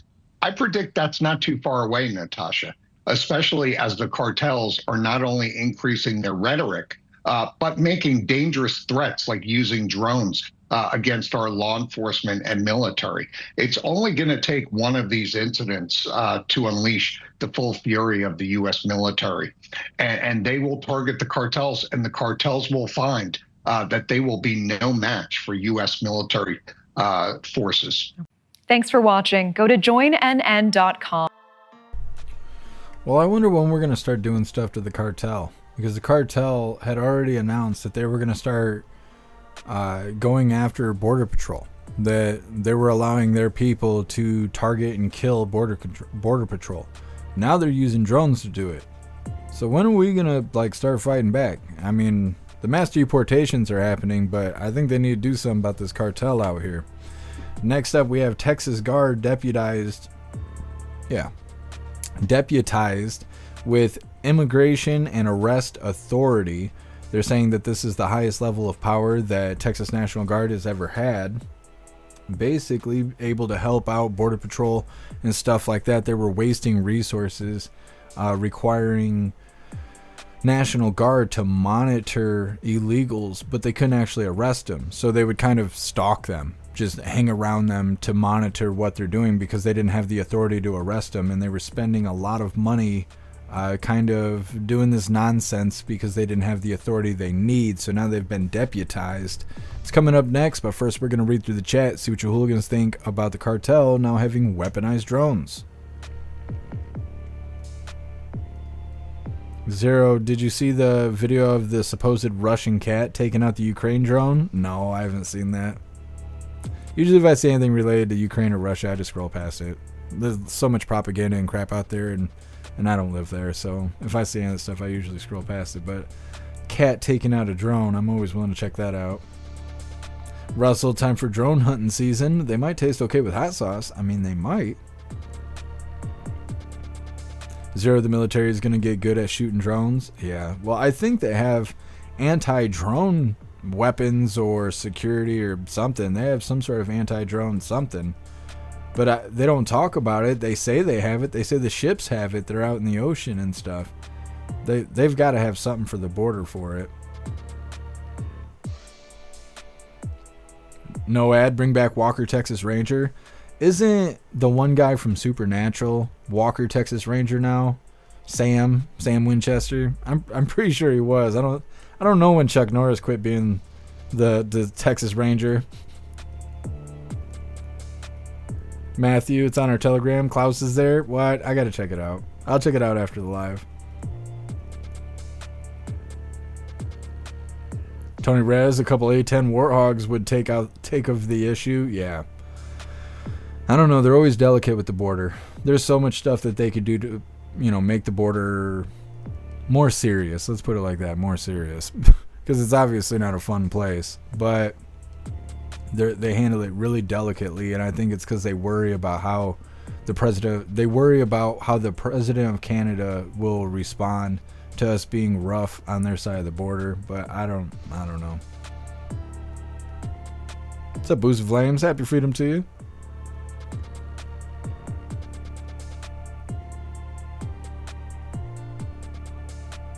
Pumpkin, we need an inside man at the cartels. Well, we gotta ask old man Walter. That's what it sounds like. Free the Texan, we should declare war. I'm not sure why they brought that up, because it seems like if the cartel is attacking us or we attack the cartel, why would that be war? The cartel doesn't work for their government. It'd be different if their government or our government was attacking each other's country, but if it's their country's gang is attacking us, I don't understand why we can't just wipe them out, or make Mexico do it, which obviously if they could do it, they would. Cricket Kiss, he's gonna free and save Mexico as well. I believe it. He's the only one that's proactive. Everybody else does a lot of sitting around talking. President Trump, he gets stuff done.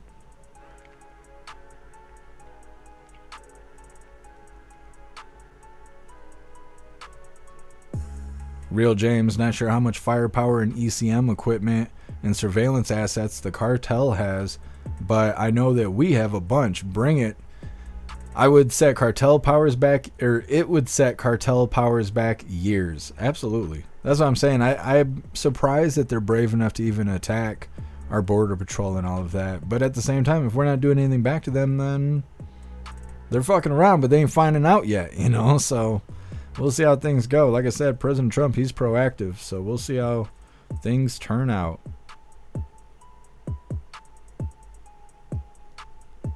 Appeal to Heaven, Sam Winchester is the new Texas Ranger. God. That's quite the step down from Chuck Norris. I haven't seen it, though. I don't know if he's doing a good job or not.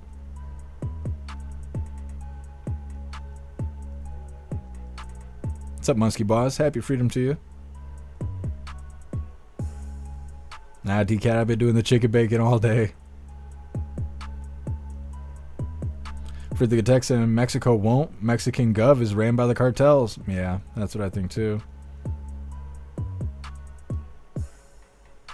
Non-woke, what is Selena gonna do? Cry her little eyes out.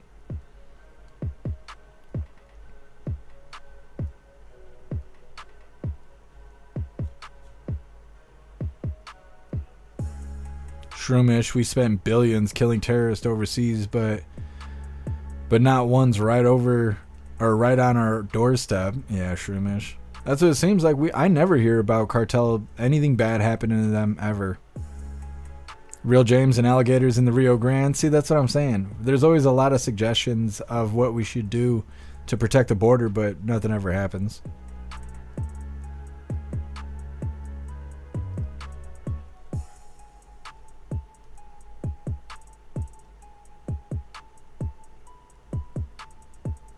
XB because they're terrorists. That's war, right? I don't really know. As far as I know, it has to be like an agreement between two countries.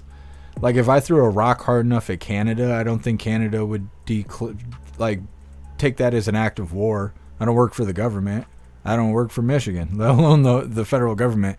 So I don't think they could declare it as an act of war. I think it has to be a government decision against another government for that stuff to be war. I don't know though for sure, but like I said, I'm pretty sure that me by myself could not cause Canada to think that I'm committing an act of war against them as a country, It's a random. Happy freedom to you. Mike, probably shotguns. I mean, yeah, shotguns would take down drones. I just meant like directional EMP kind of stuff to take down drones without shooting in the sky and all of that.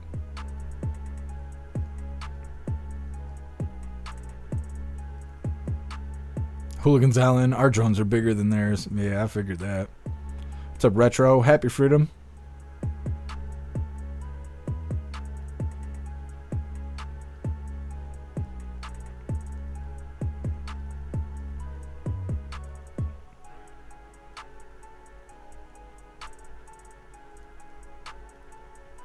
Pumpkin Supernatural still on Netflix. Yeah, but in December they're going to take it off of Netflix. Tony Brez, Frequency Jammers. Yeah, that's what I'm talking about. Like, yeah, I know that, you know, we could shoot them out of the sky, but I think we have anti-drone technology that's like EMP stuff. Jay Spray, send in the special ops and then deny. I mean, wouldn't be surprised. What's up, Trust? Happy Freedom to you. Non-woke, Trump is just itching to take these thugs out. I believe it. I believe it. All right, hooligans, we're going to move forward. Like I said, this next video is titled Texas Guard Deputized with Immigration and Arrest Authority. Like I said, this is supposedly the most power that the Texas National Guard has ever had. And it's also they can help with the mass deportation. So make sure you hit that thumbs up button over on Rumble as well as the GoofTube, and let's get into this. News Nation cameras captured Secretary Noem in Del Rio, where she met with Border Patrol agents on the ground. She toured the border fence, received briefings from federal and local officials on the ground, and then later took an aerial tour of the Del Rio sector in a Black Hawk helicopter. This isn't Noem's first involvement at the border. Last year, while serving as South Dakota's governor, Noem did deploy National Guard troops from South Dakota to Texas to assist Governor Abbott in the Operation Lone Star initiative in Texas. Meanwhile, Border Czar Tom Homan spoke yesterday at the National Sheriff's Association Winter Conference, calling for more jail space to detain migrants and urging sheriffs to increase cooperations with ICE. Tom Homan also says, Natasha, that illegal immigrants caught at sea by U.S. Coast Guard could actually be directed and transported to Guantanamo Bay and actually housed there. So some new developments that we're learning from Border Czar Homan on how Guantanamo Bay will be used. Yeah, I appreciate that. And Jorge, in a major shift as well in Texas's border enforcement strategy, we see Governor Abbott there, and CBP officials have just signed an agreement granting the Texas National Guard new immigration and arrest powers. This is a first of its kind move. Tell us more about this. So we are learning through our high-level sources with CBP that CBP Commissioner and Texas Governor Greg Abbott have agreed on a new agreement. This is the first time ever that will give Texas National Guard troops on the southern border, part of Operation Lone Star, the authority to detain and arrest migrants. Before, they served more of that watchdog role. They were there to deter. Now, this agreement is effective immediately. Now, Texas National Guard troops, who until now were more of a watchdog force and served to deter migrants crossing illegally, now they'll actually have the power to arrest and process individuals for immigration violations. Just a few days ago, you're looking at this brand new video from News Nation. We captured Texas National Guard troops watching over a migrant woman from Honduras for hours. But because of the legal authority, they weren't able to actually take action when it comes to detaining or arresting her. This new agreement completely changes that. It's the first time ever that Texas National Guard troops will have this type of power, and a major shift when it comes to the state and federal cooperation when it comes to tackling border security, Natasha. Thanks for watching. Go to join and... Well, like I said, Texas National Guard now has the authority to help Border Patrol do the mass deportation that's going on here. Instead of monitoring illegals, that's what they were showing on the screen there. National Guard is just walking around with illegal because they couldn't do anything about it. So they're just keeping track of this person until somebody with authority decided to come by and do their job. Now they don't have to do stuff like that, which will save taxpayers money. Next up, we got President Trump signs an executive order creating a sovereign wealth fund for the United States of America. Now, I don't know what any of that means, but either way, he signed this executive order, I believe, earlier today. I don't know if it was live or not because of how things have been going with White House lives, but either way, we got 3 minutes of what happened. It's coming up next, but first we're going to read through the chat, see what you hooligans think about Texas deputizing their National Guard.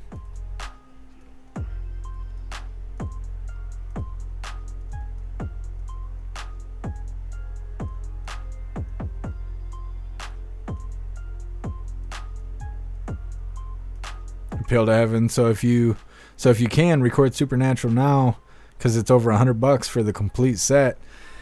Yeah, Appeal to Heaven. I don't know if you can though, because even like my live streaming software, if I pull up Netflix or Hulu, it shows like a green screen or a black screen. There's some sort of technology in it that makes it so you can't screen record it. But at the same time, Netflix's version of Supernatural is actually different than the real version of Supernatural. There's a bunch cut out of it. The songs have all been swapped out and a bunch of other stuff. It's kind of the censored version of it, but yeah, you're right. What's up, Resident Alien? Happy freedom to you. Resident Alien, I mean, isn't that what the National Guard is for? I don't know. I don't know where the limitations of their power is.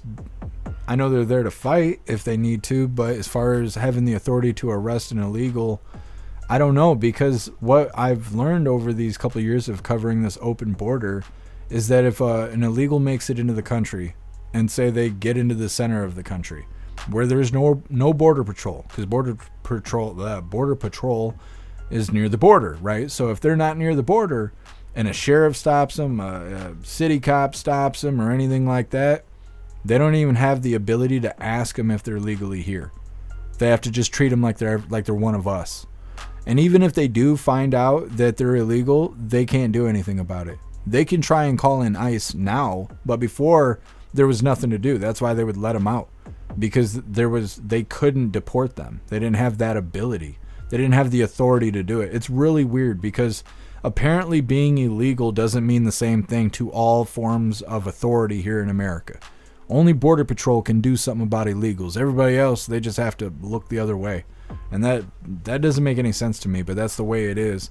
And apparently that's why they gave National Guard that extra power there, so they can do something about illegals, which is good because we got 25 million of them and they're not leaving on their own.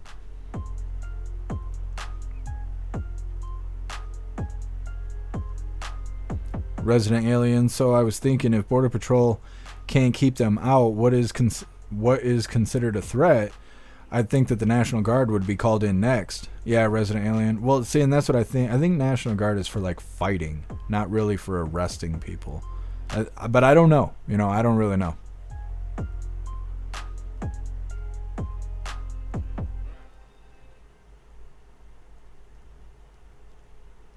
Jeb, the military has a constitutional oath to uphold. Yeah.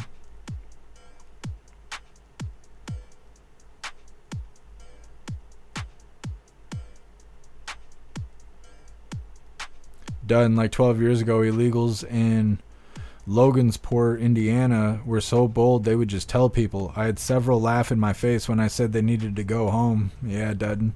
And that's what I'm saying. Apparently you have to be a special kind of officer in order to arrest illegals. And I don't know, what's illegal is illegal, so I don't understand how that even works. What's up, Pipelines Drifter? Happy freedom to you.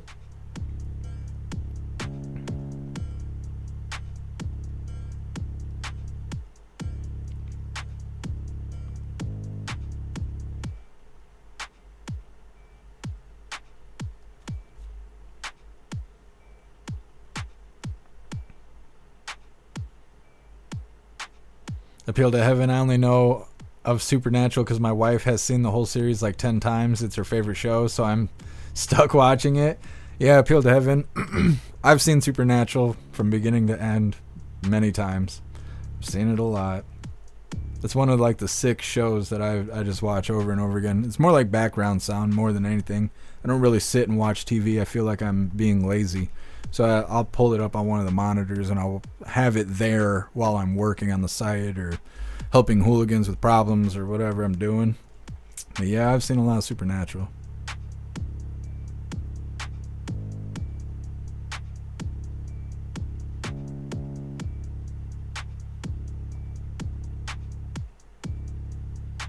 What's up, guess who? Happy freedom to you. It's a wealth trust fund that takes sales of natural resources and either reinvest them into improving economic output or add to the government general funds or dividends back to the people. Alaska has a state one and they get checks yearly. Louisiana uses theirs to fund K through 12 schools. Interesting, guess who? Yeah, I didn't know anything about any of that. Thank you for letting me know.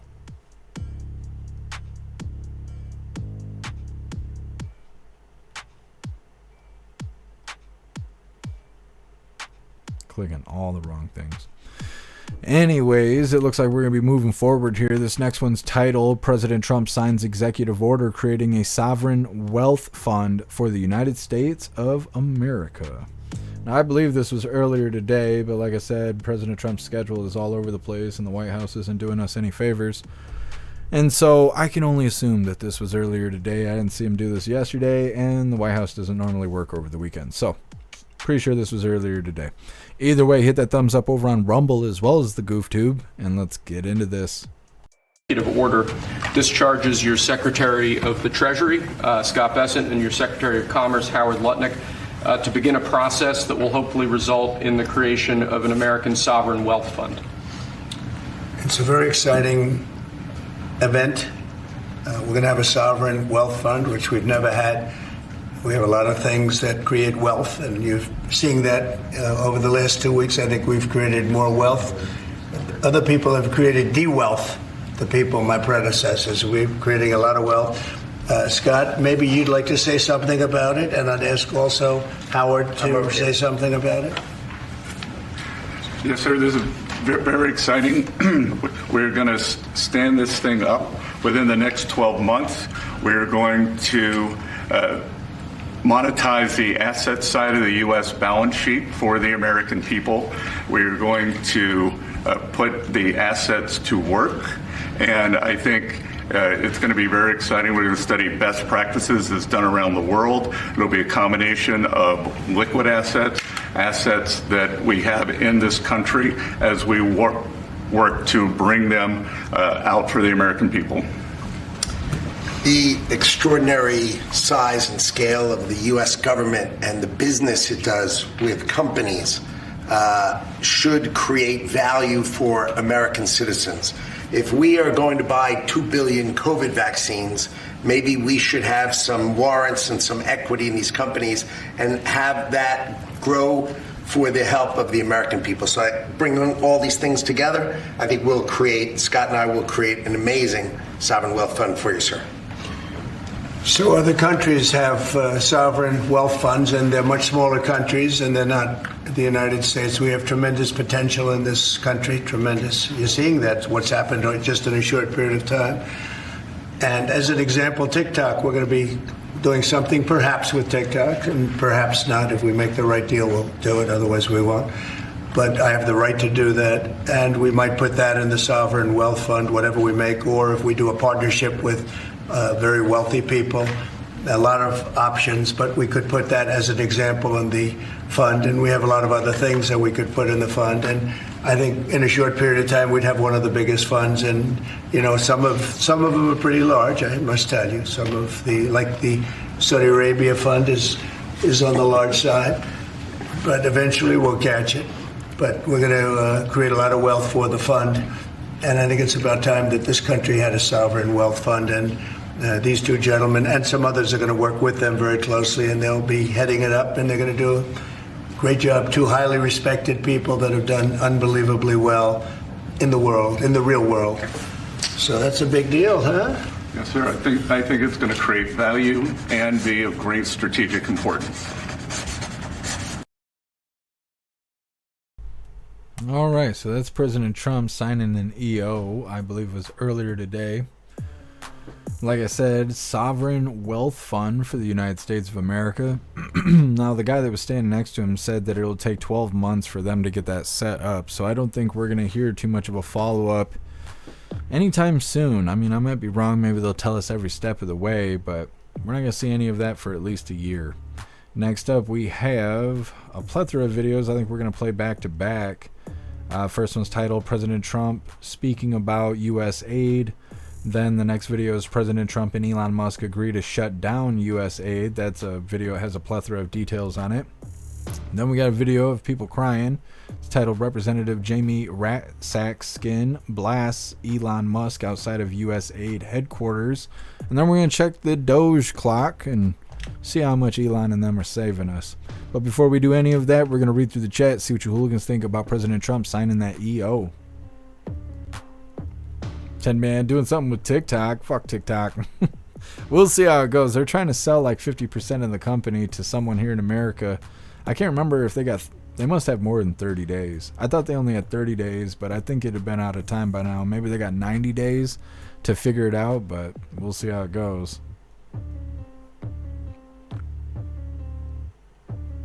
Yeah, Jeb, he's the rat sack skin. He's the Ratican. Cricket kids globalists are losing their minds. They are. They're having a hard time right now.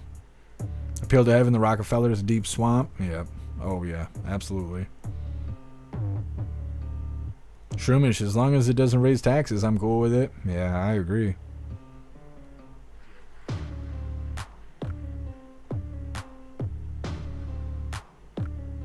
Appeal to heaven, yeah, within the next year.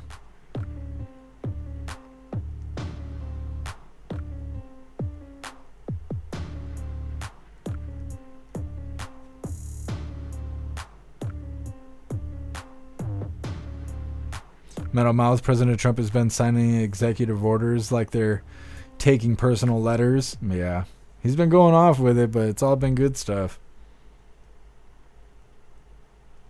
DCAT, the Democrats are going down in flames and screaming about it all day long. Yeah, they're crying real hard.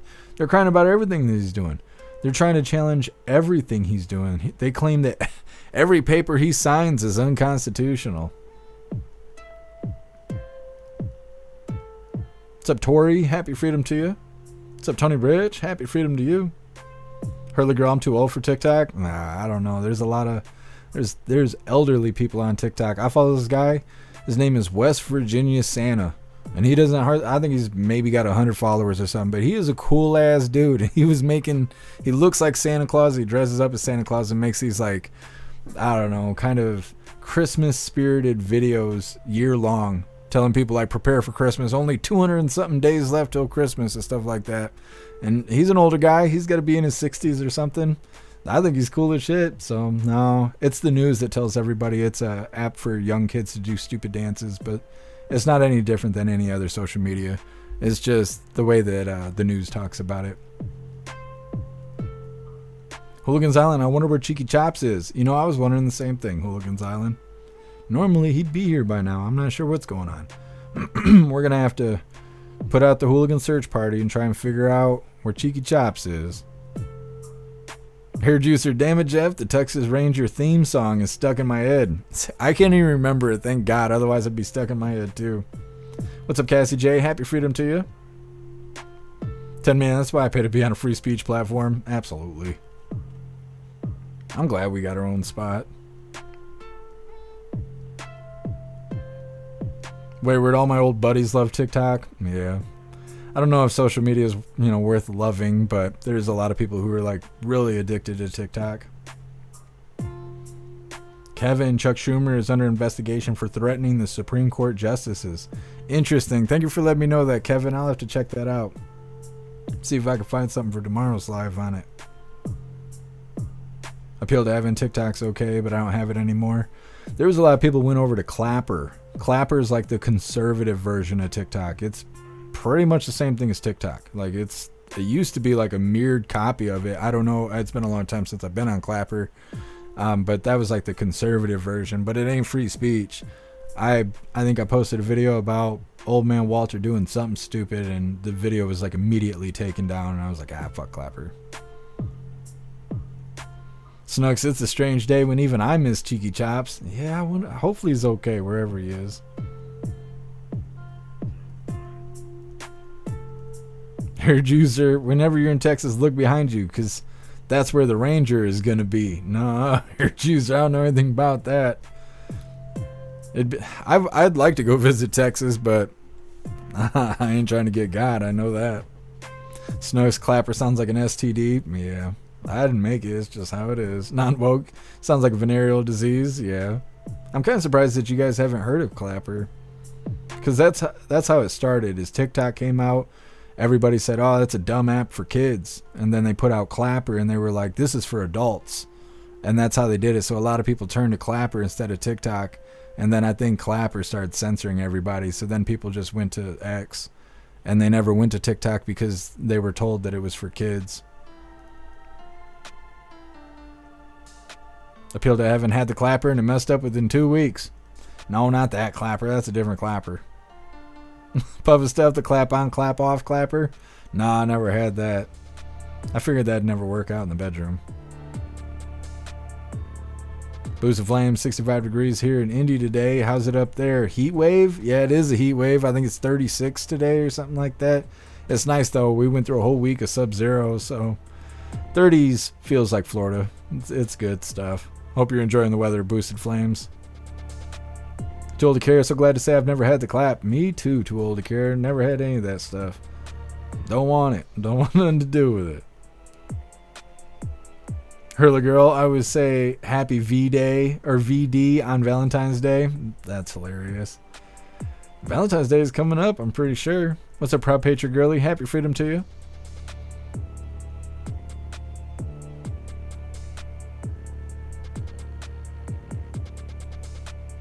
Shroomish, TikTok is for people with ADD. Yeah. I think TikTok gives people ADD. That's a very controversial thing to say. I'm sure everyone's going to get all mad. I'll tell you up front, I don't care.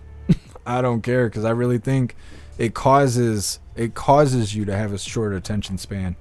It causes you to crave entertainment at a faster sequence. That's why we all are addicted to our phones. We have all those buttons to push, and it's a reward system. We want something, we achieve it, our brain gives us dopamine. And so we're just clicking a button, and it's a dopamine button. We're just like boop, boop, boop, boop, boop, hitting the button, trying to get that dopamine dosage. And with TikTok having content just being every 7 seconds or so, it makes you want the dopamine faster. And so it shortens your attention span because you don't want to work that hard for dopamine. You don't realize that because you don't understand what's happening in your brain, but that is what's happening. And so you're like, well, why would I write a paper, write a poem, write a song, build a house to have that self-worth feeling if I could scroll on the phone and get mini doses of it and just microdose off of it? Because that's what it is. That feeling of accomplishment is caused by dopamine.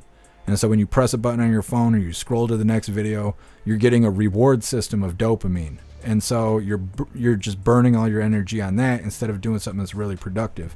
And I think it's geared that way on purpose. I think all social media is to a certain degree, but TikTok really has a strong hold on people, and they're suffering from dopamine addiction. It's the same exact thing as when you play video games. You've been playing the game for 4 hours today or whatever, and then you start losing, you start getting mad. When you're getting mad at something that's not even real, that's because of the dopamine addiction. When you lose the game, you don't achieve anything. If you ain't achieving anything, you don't get the dopamine. Now you're being starved of the whole reason you're gaming. And that's what's making you mad. You're just like a crackhead and somebody slapped the crack pipe out of your mouth. You're getting mad because you're trying to do something and you ain't getting what you want out of it. And that's all of our electronic devices do that to us. It's not about how cool our gadgets are. It's how addicted to our own dopamine we are. That's what's really weird about the whole situation.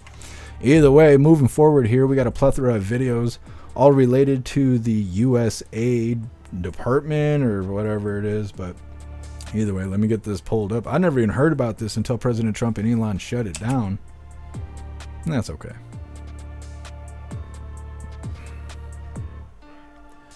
All right, so we're going to do this first one.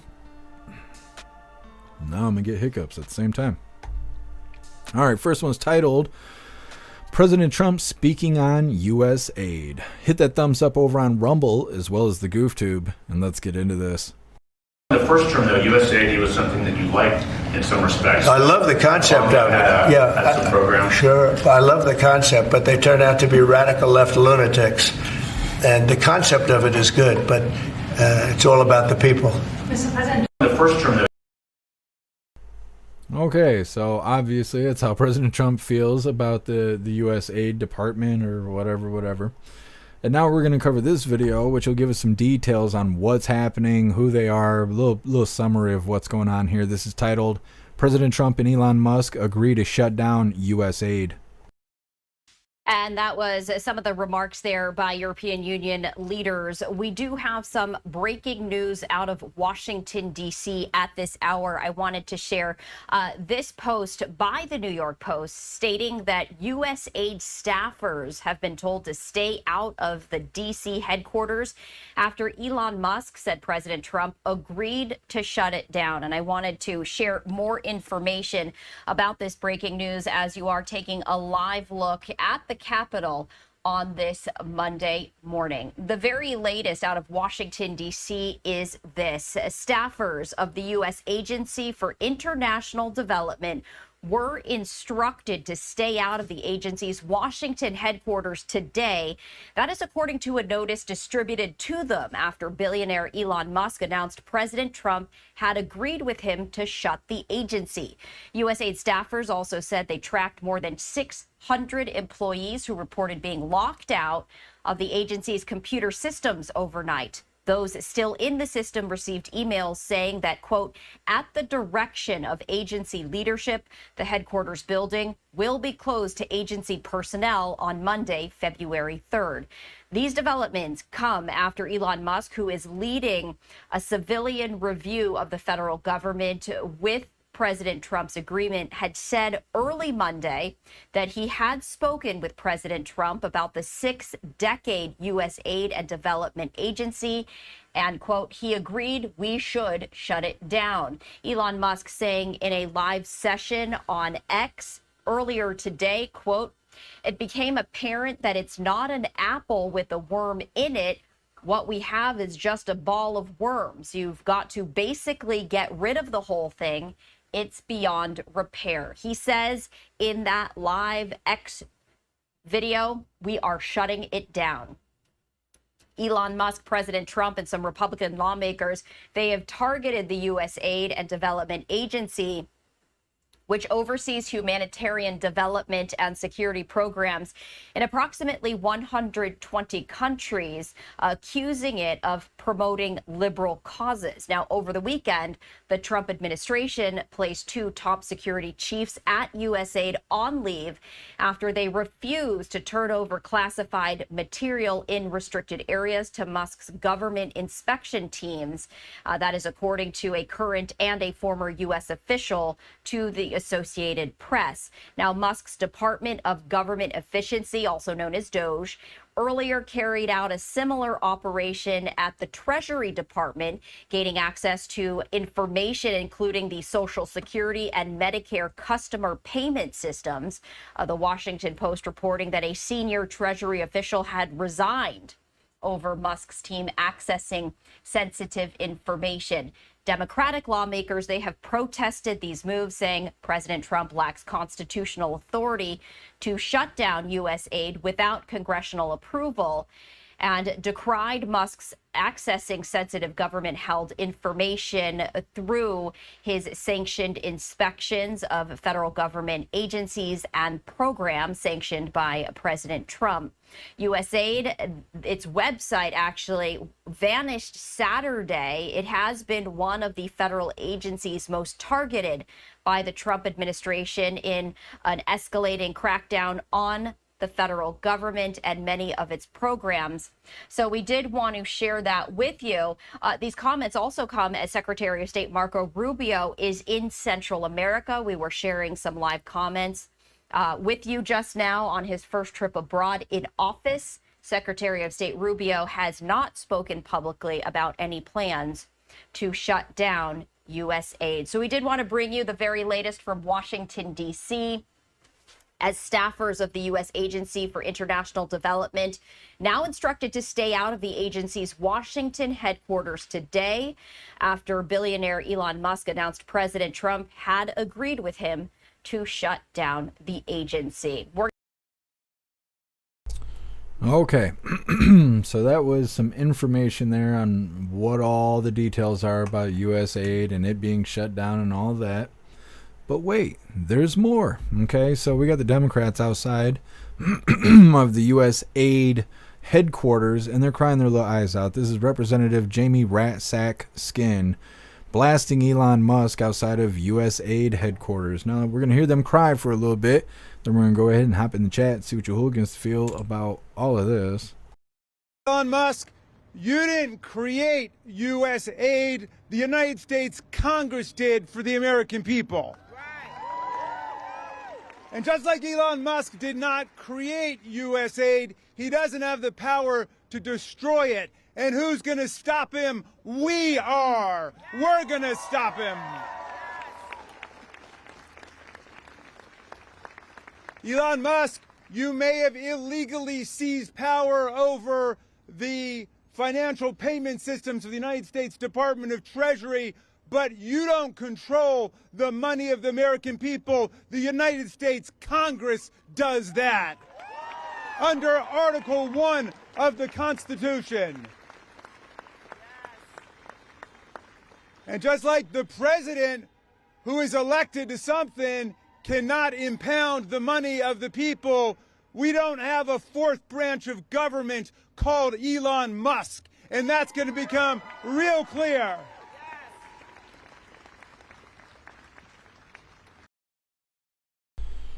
All right, Rat Sack Skin there, crying his little eyes out, as one does. Does it right in front of everybody, too. He wasn't the only one. There was Omar, who was in the background there, the woman that, like, married her brother or whatever. She cried a little bit on the microphone as well, but it wasn't as humorous, so I figured we'd go ahead and not have to cover that. But either way, they're all butthurt. There was protesters there. I don't think they're there anymore. There might still be protesters in LA, but the last I checked, they were just standing around waving Mexico flags. So, I mean, you know, not a whole lot going on with that. As it gets darker, maybe chaos will ensue. I don't really know. They were out last night. I don't know if they were out for the same reasons, but the police showed up, hit them with tear gas, and then everybody went home. So it didn't really amount to a whole lot. Either way, checking on it right now. I'll give you guys a little peek really quick at these people standing around doing nothing. This is live from somebody over on TikTok. So like I said, they're standing around waving Mexico flags. What I don't understand is they're mad about border crossers being kicked up out of here because they're illegal. But these people are brainwashed thinking that even people who moved here legally are also being deported, which is not what's happening. But that's what they think is happening. And so they got all these goofballs here doing this. But what I don't understand is it's not just people from Mexico being kicked out. It's people from any other country that are not supposed to be here. They are being kicked out. Why they only got the one flag? What, they only care about Mexico? They don't care if, you know, someone from Uganda or whatever gets kicked out? I don't know. I don't think they even know their own cause, but either way, that's something that's going on somewhere here in the world. Anyways, we're going to read through the chat, but while we do that, we're going to pull up our debt clock and see how much Doge has saved us so far. We've been keeping an eye on Doge since Inauguration Day. I don't know if I can highlight it with you guys being able to see it. Maybe? No, I can't. Either way, it's in the... Oh, can I do the thing? No, I can't do the thing. You guys can't see the mouse because I have it hidden. But either way, in the top left corner there, there's a golden ticker that is called the Doge clock. And it says, as of right this moment, $53 billion has been saved by Doge thanks to these choices out here. Now, that number has jumped significantly, which I think is because of the USAID being shut down. But either way, we're going to read through the chat really quick. That is the last little bit of the news that I have for you hooligans today. But we got some fun stuff coming up next. We're going to open our chapstick of the day because we're still doing the 12 days of chapstick that Josh1776 sent me. And then we got 2 funny videos of the day. But like I said, all of that's coming up next. First, we're going to read through the chat, see what you hooligans think about everything that Doge is doing, as well as the USAID being shut down and Democrats crying over it.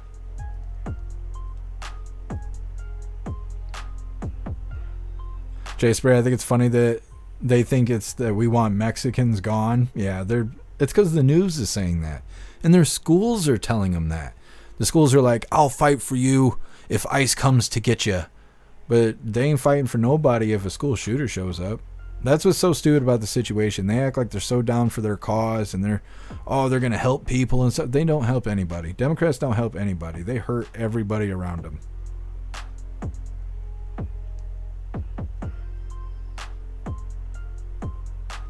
Russell, the USAID gave a $35 million grant to the Wuhan lab. Interesting, Russell. No wonder people are mad that it's getting shut down.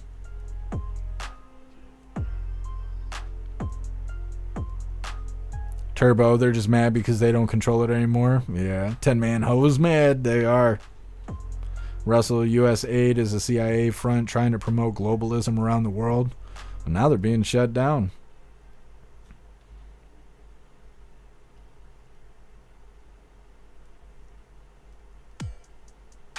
Jeb, the more useless programs they get rid of, the better. Absolutely. What's up, Zupia? Happy freedom. Fuck rat skin. Yeah. Oh, rat sack skin. He's a loser.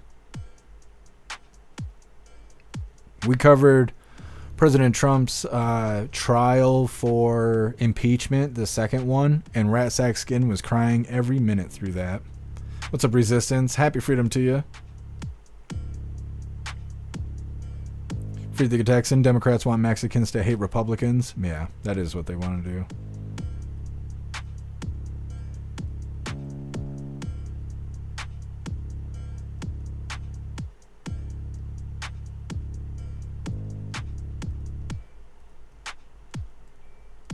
Resistance, 36 trillion though, that's too much. Yeah. We'll see how it goes. We'll see if they fix it. Crit Kiss, nope, all records frozen and told it was now a crime scene. Yeah. Trying to resist.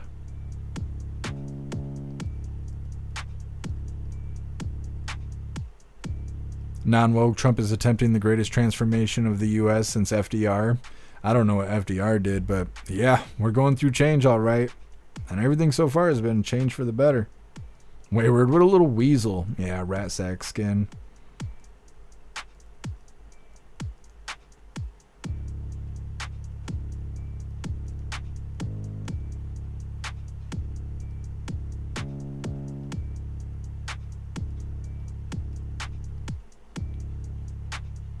What's up, Harley Davidson? Happy freedom to you.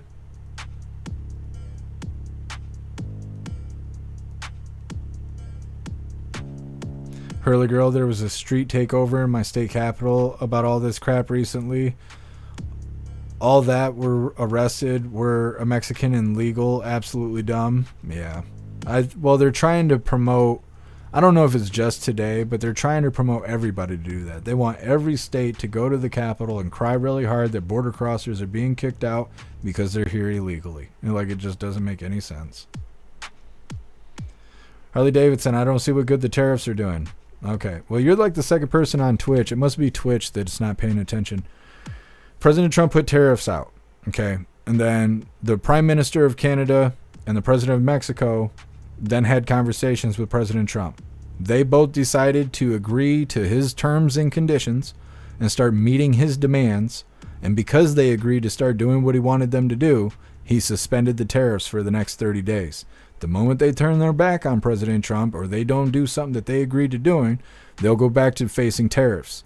Now, if they don't want tariffs, they have to continue to play ball with President Trump. As of right now, they're playing ball with President Trump. So, you're now up to date with how the tariffs are working. What's up, Scott Johnson? Happy freedom to you. Scott Johnson, teachers want to shoot ICE agents, but they don't want to take arms to protect kids from anything else. You are absolutely right, Scott Johnson. They want to put their life on the line to break the law, but they won't do anything to save other kids. Sounds just like Democrats. What's up, Cycle Kid? Happy freedom to you. Rassack Skin didn't make the Constitution. He can't destroy it. That's right, Cycle Kid.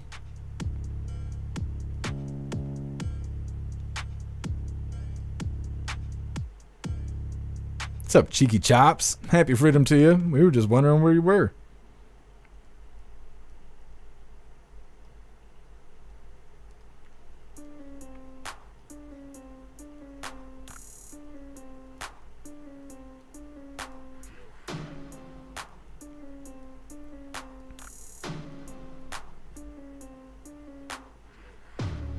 Hooligans Island, President Trump said that he was going, wait a minute, what he was going to do when back in office, and they didn't say or do nothing then. Yeah. Well, it's funny because President Trump's been saying this was going to happen, then it did happen. Now people don't understand what's happening. But I don't know why they don't understand what's happening, because President Trump said for years that this is what was going to happen. So, yeah.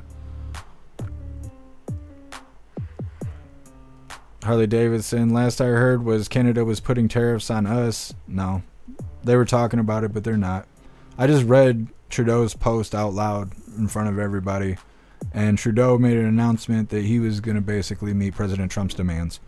They're sending people to the border, protect the border, to stop fentanyl from coming in. They're making a border czar, and they're playing ball with President Trump.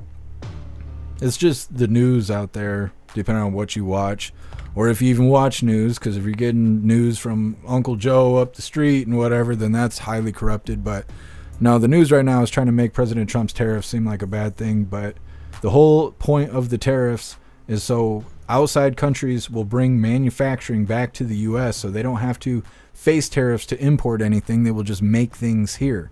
On top of that, if they don't want to move their production here and they do want to try and charge the consumer that price, well, Americans will just have to buy American, which is good for us and bad for other countries anyways. So it's us just doing good. That's all it is.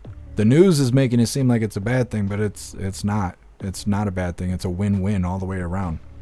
Anyways, what's up, Josh 1776? Happy freedom to you. Welcome back to the live. 10-man on Twitch, pitching a bitch now. It's funny. Yeah. Well, I think there's been a couple of liberals that walked in, but that's all right. Whatever's whatever. Anyways, we're going to get into the fun stuff now. Let me see. We're going to do the 12 days of chapstick. Like I said, Josh 1776 sent me this. It's kind of an advent calendar. It's 12 days of chapstick because we're big fans of chapstick over here.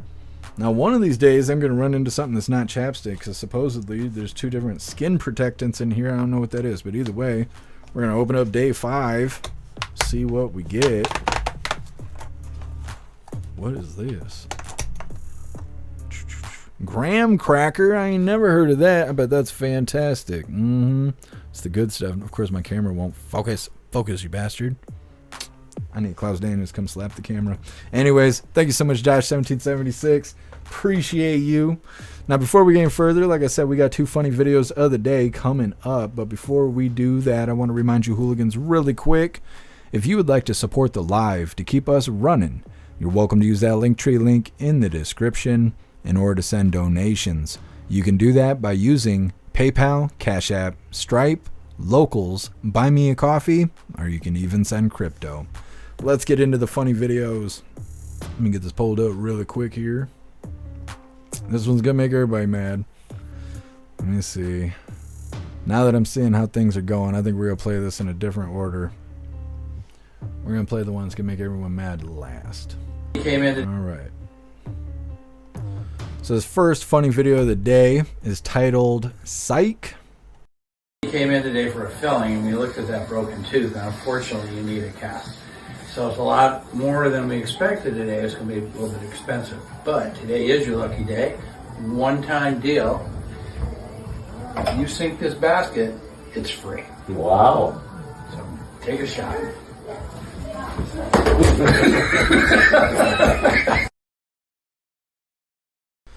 Psych.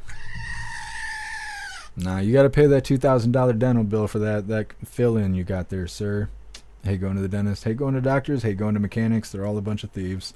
Anyways, moving into the one that's going to make everyone mad. This is titled, It's Just a Joke, Canada. Canada has the greatest fence ever built. America. It is foolproof if you can afford it. Really easy to be the cool, open-minded hippie country when there's a Kevlar Snuggie of America draped around your fat, frozen asses, daring the world to talk shit. We don't use our military. We know. We got you taken care of. Go back to bed. We'll wake you when the NHL playoffs start. Now everybody's mad. Anyways, that is all the coffee I had for you guys today. I'm going to drop this Linktree link in all of the chats. We got the Pledge of Allegiance coming up next.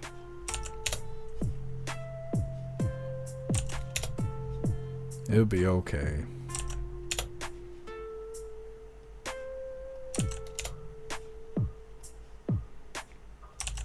Alright, hooligans, there is the Linktree link where all of my links are listed. So if you'd like to make donations, join membership programs, or purchase any merch, I would really appreciate it. All of your guys' contributions keep us running every day except for Sunday, because we've got to have a day to recharge those batteries. Definitely go check out Discord. Discord is our free hooligan community. It's the best way to be notified every single time we go live. The Hooligans are there keeping the conversation going 24/7, and we have 2 news boards to keep you up to date with everything going on around the world. So definitely go join Discord. If you're feeling real saucy, go join jeffmaclive.com. Over on the website, it is the best way to experience the live. Our built-in chat has more ability than any other platform. You can post memes and GIFs and custom emojis and links and all kinds of stuff right there in the chat while watching the live. You'll also have access to Hooligans Alley, which is our private social media area.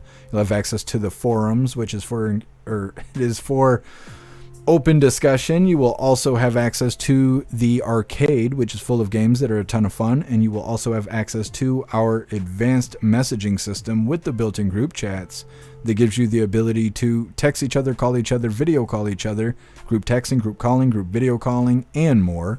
jeffmaclive.com is the place to be and the home of the Hooligans, so definitely go get yourself a membership. We're going to read through really quick, and we got the Pledge of Allegiance coming up next.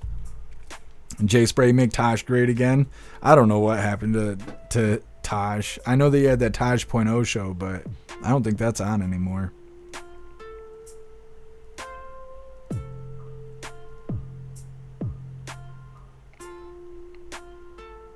What's up, Breeze by You? Happy Freedom. Have another gun show up the road at the fairgrounds in about a week. That's awesome, Breeze by You. I still haven't gone to a gun show. I'd like to.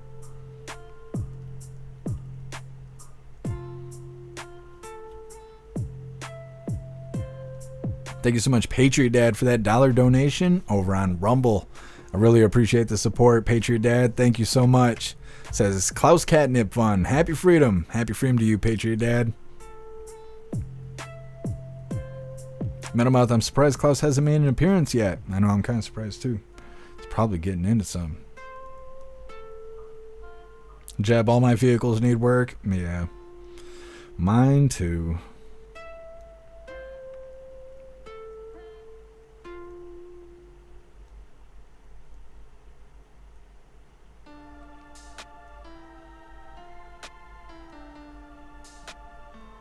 You hooligans are cracking me up. Half the stuff I can't read out loud.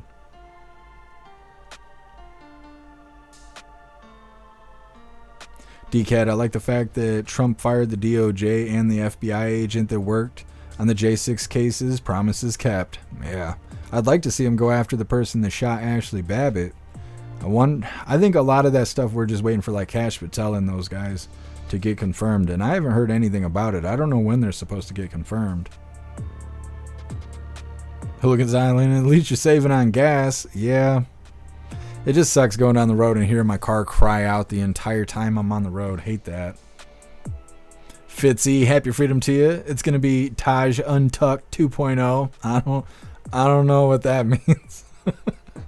I've never heard of him actually being accused of anything weird. As weird of a guy as he is, I've never heard anyone pointing fingers and making accusations against him. Maybe it's happened, but I've never seen it.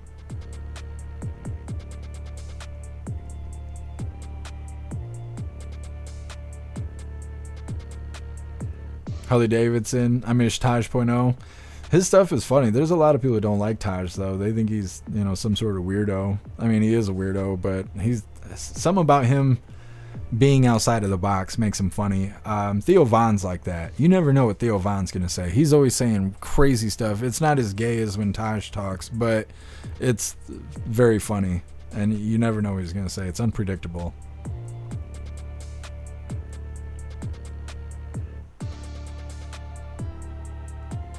What's up, Tracy? Happy freedom to you.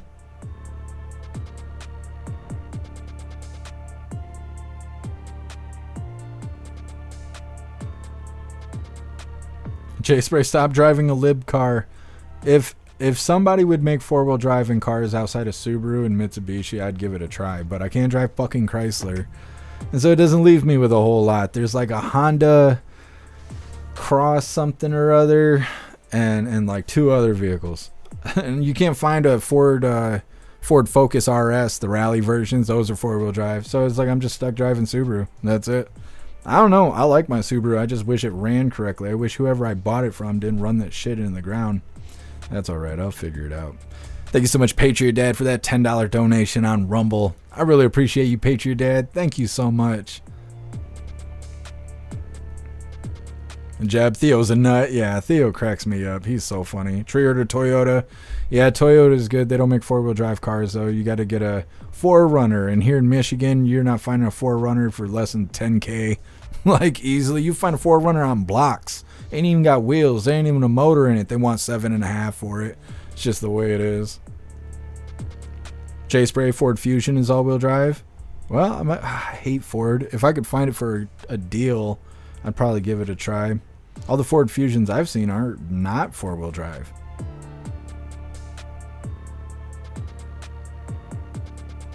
Turbo, get a Blazer and just put a Subaru logo on it. Well, the thing is I can't afford SUVs and stuff. Otherwise, I would just get a Suburban, right? Because I like Chevys and stuff, but there's no four-wheel drive Chevy cars. Stoner, no, I'm not driving no Jeeps. I don't drive anything made by Chrysler. Chrysler's trash. I used to make their car parts. I'm not driving, nah. Nah. It's all good. The only way I'm not driving a Subaru is if I can afford a Toyota. That's it. Harley, do any of you watch police chases? I mean, not really. I know Smoke and Scan does that, but I don't really cover police chases. XB, Toyota Camrys. Yeah, Toyota Camrys are good cars, but they're not all-wheel drive. Or at least not the ones here.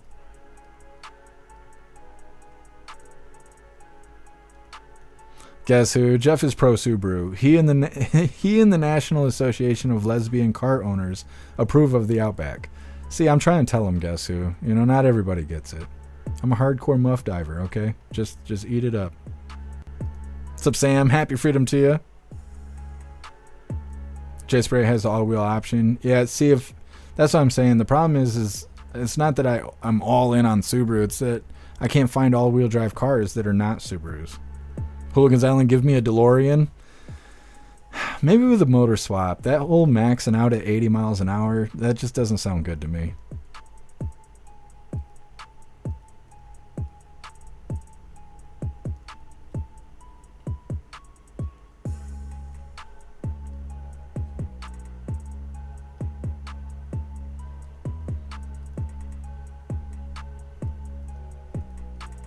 XB, the Toyota Camrys that you got are all-wheel drive? Yeah, see, ours up here are not. Or at least nobody's selling them, which that's the problem where I live, is the salt and the snow and the piss-poor drivers and the lack of police interference with the piss-poor drivers makes it so everybody that's got all-wheel drive, they're driving that car until it flintstones, until you could touch the ground through the floor. That's it. Now, ain't nobody selling them. Not for less than 7, 8, 10 grand, somewhere in there. It's just the way it is up here in the wasteland. Anyways, it's that time once again, hooligans. Please join me for the Pledge of Allegiance. I pledge allegiance to the flag of the United States of America and to the republic for which it stands, one nation, under God, indivisible, with liberty and justice for all. All right, we did the thing. We're going to read through the chat one last time just to make sure no hooligans are left behind. But we will be live again tomorrow, 3 p.m. Eastern time for Coffee with Hooligans. We'll try and keep an eye out for President Trump or Press Secretary Caroline Leavitt going live for a press briefing. We never know. We never know until they fix the White House website. We're just kind of guessing and trying to predict when these lives are going to happen. Of course, we watch Right Side Broadcasting. Keep an eye on the White House YouTube channel. We watch the president's public schedule. And so we'll be covering any lives that we're able to cover as long as we can cover them on time. And Coffee with Hooligans will be at 3 p.m. Eastern time tomorrow. So look forward to that. Like I said, we're going to read through the chat one last time and we're wrapping her up. Hair Juicer, the DeLorean factory was recently bought and now they're actually good. Really, Hair Juicer? I've not heard about them bringing out new DeLoreans. I'll have to look into that.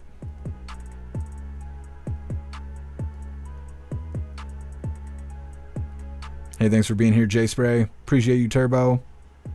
What's up, Kaczynski? Happy freedom to you. Thank you, Pumpkin.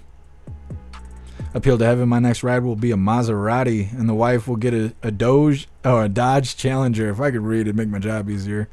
Dodge Challenger. That sounds badass. Appeal to Evan. Thank you, Sage Pop.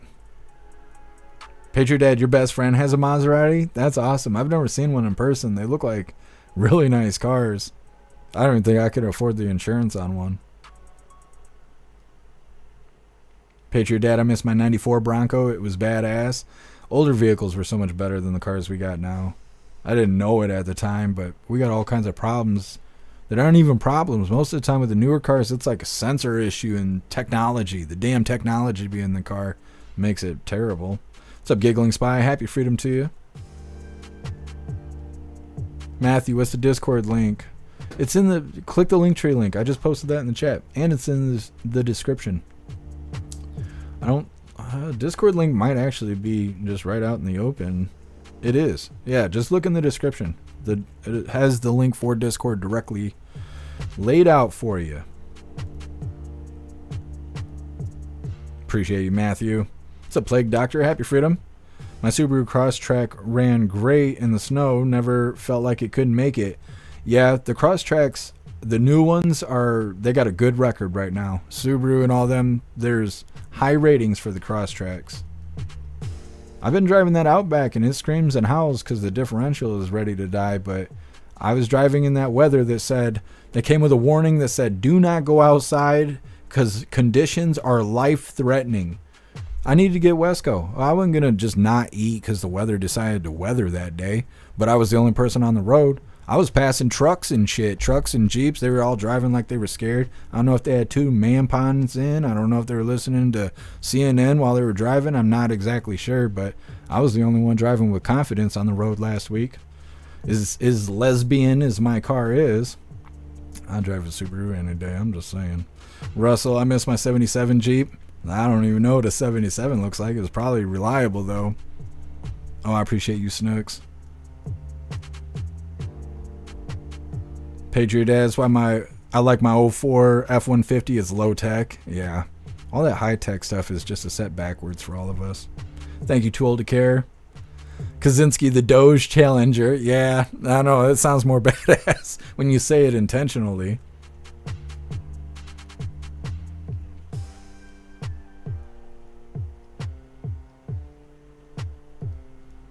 Jeb, I have a 64 Oldsmobile 442.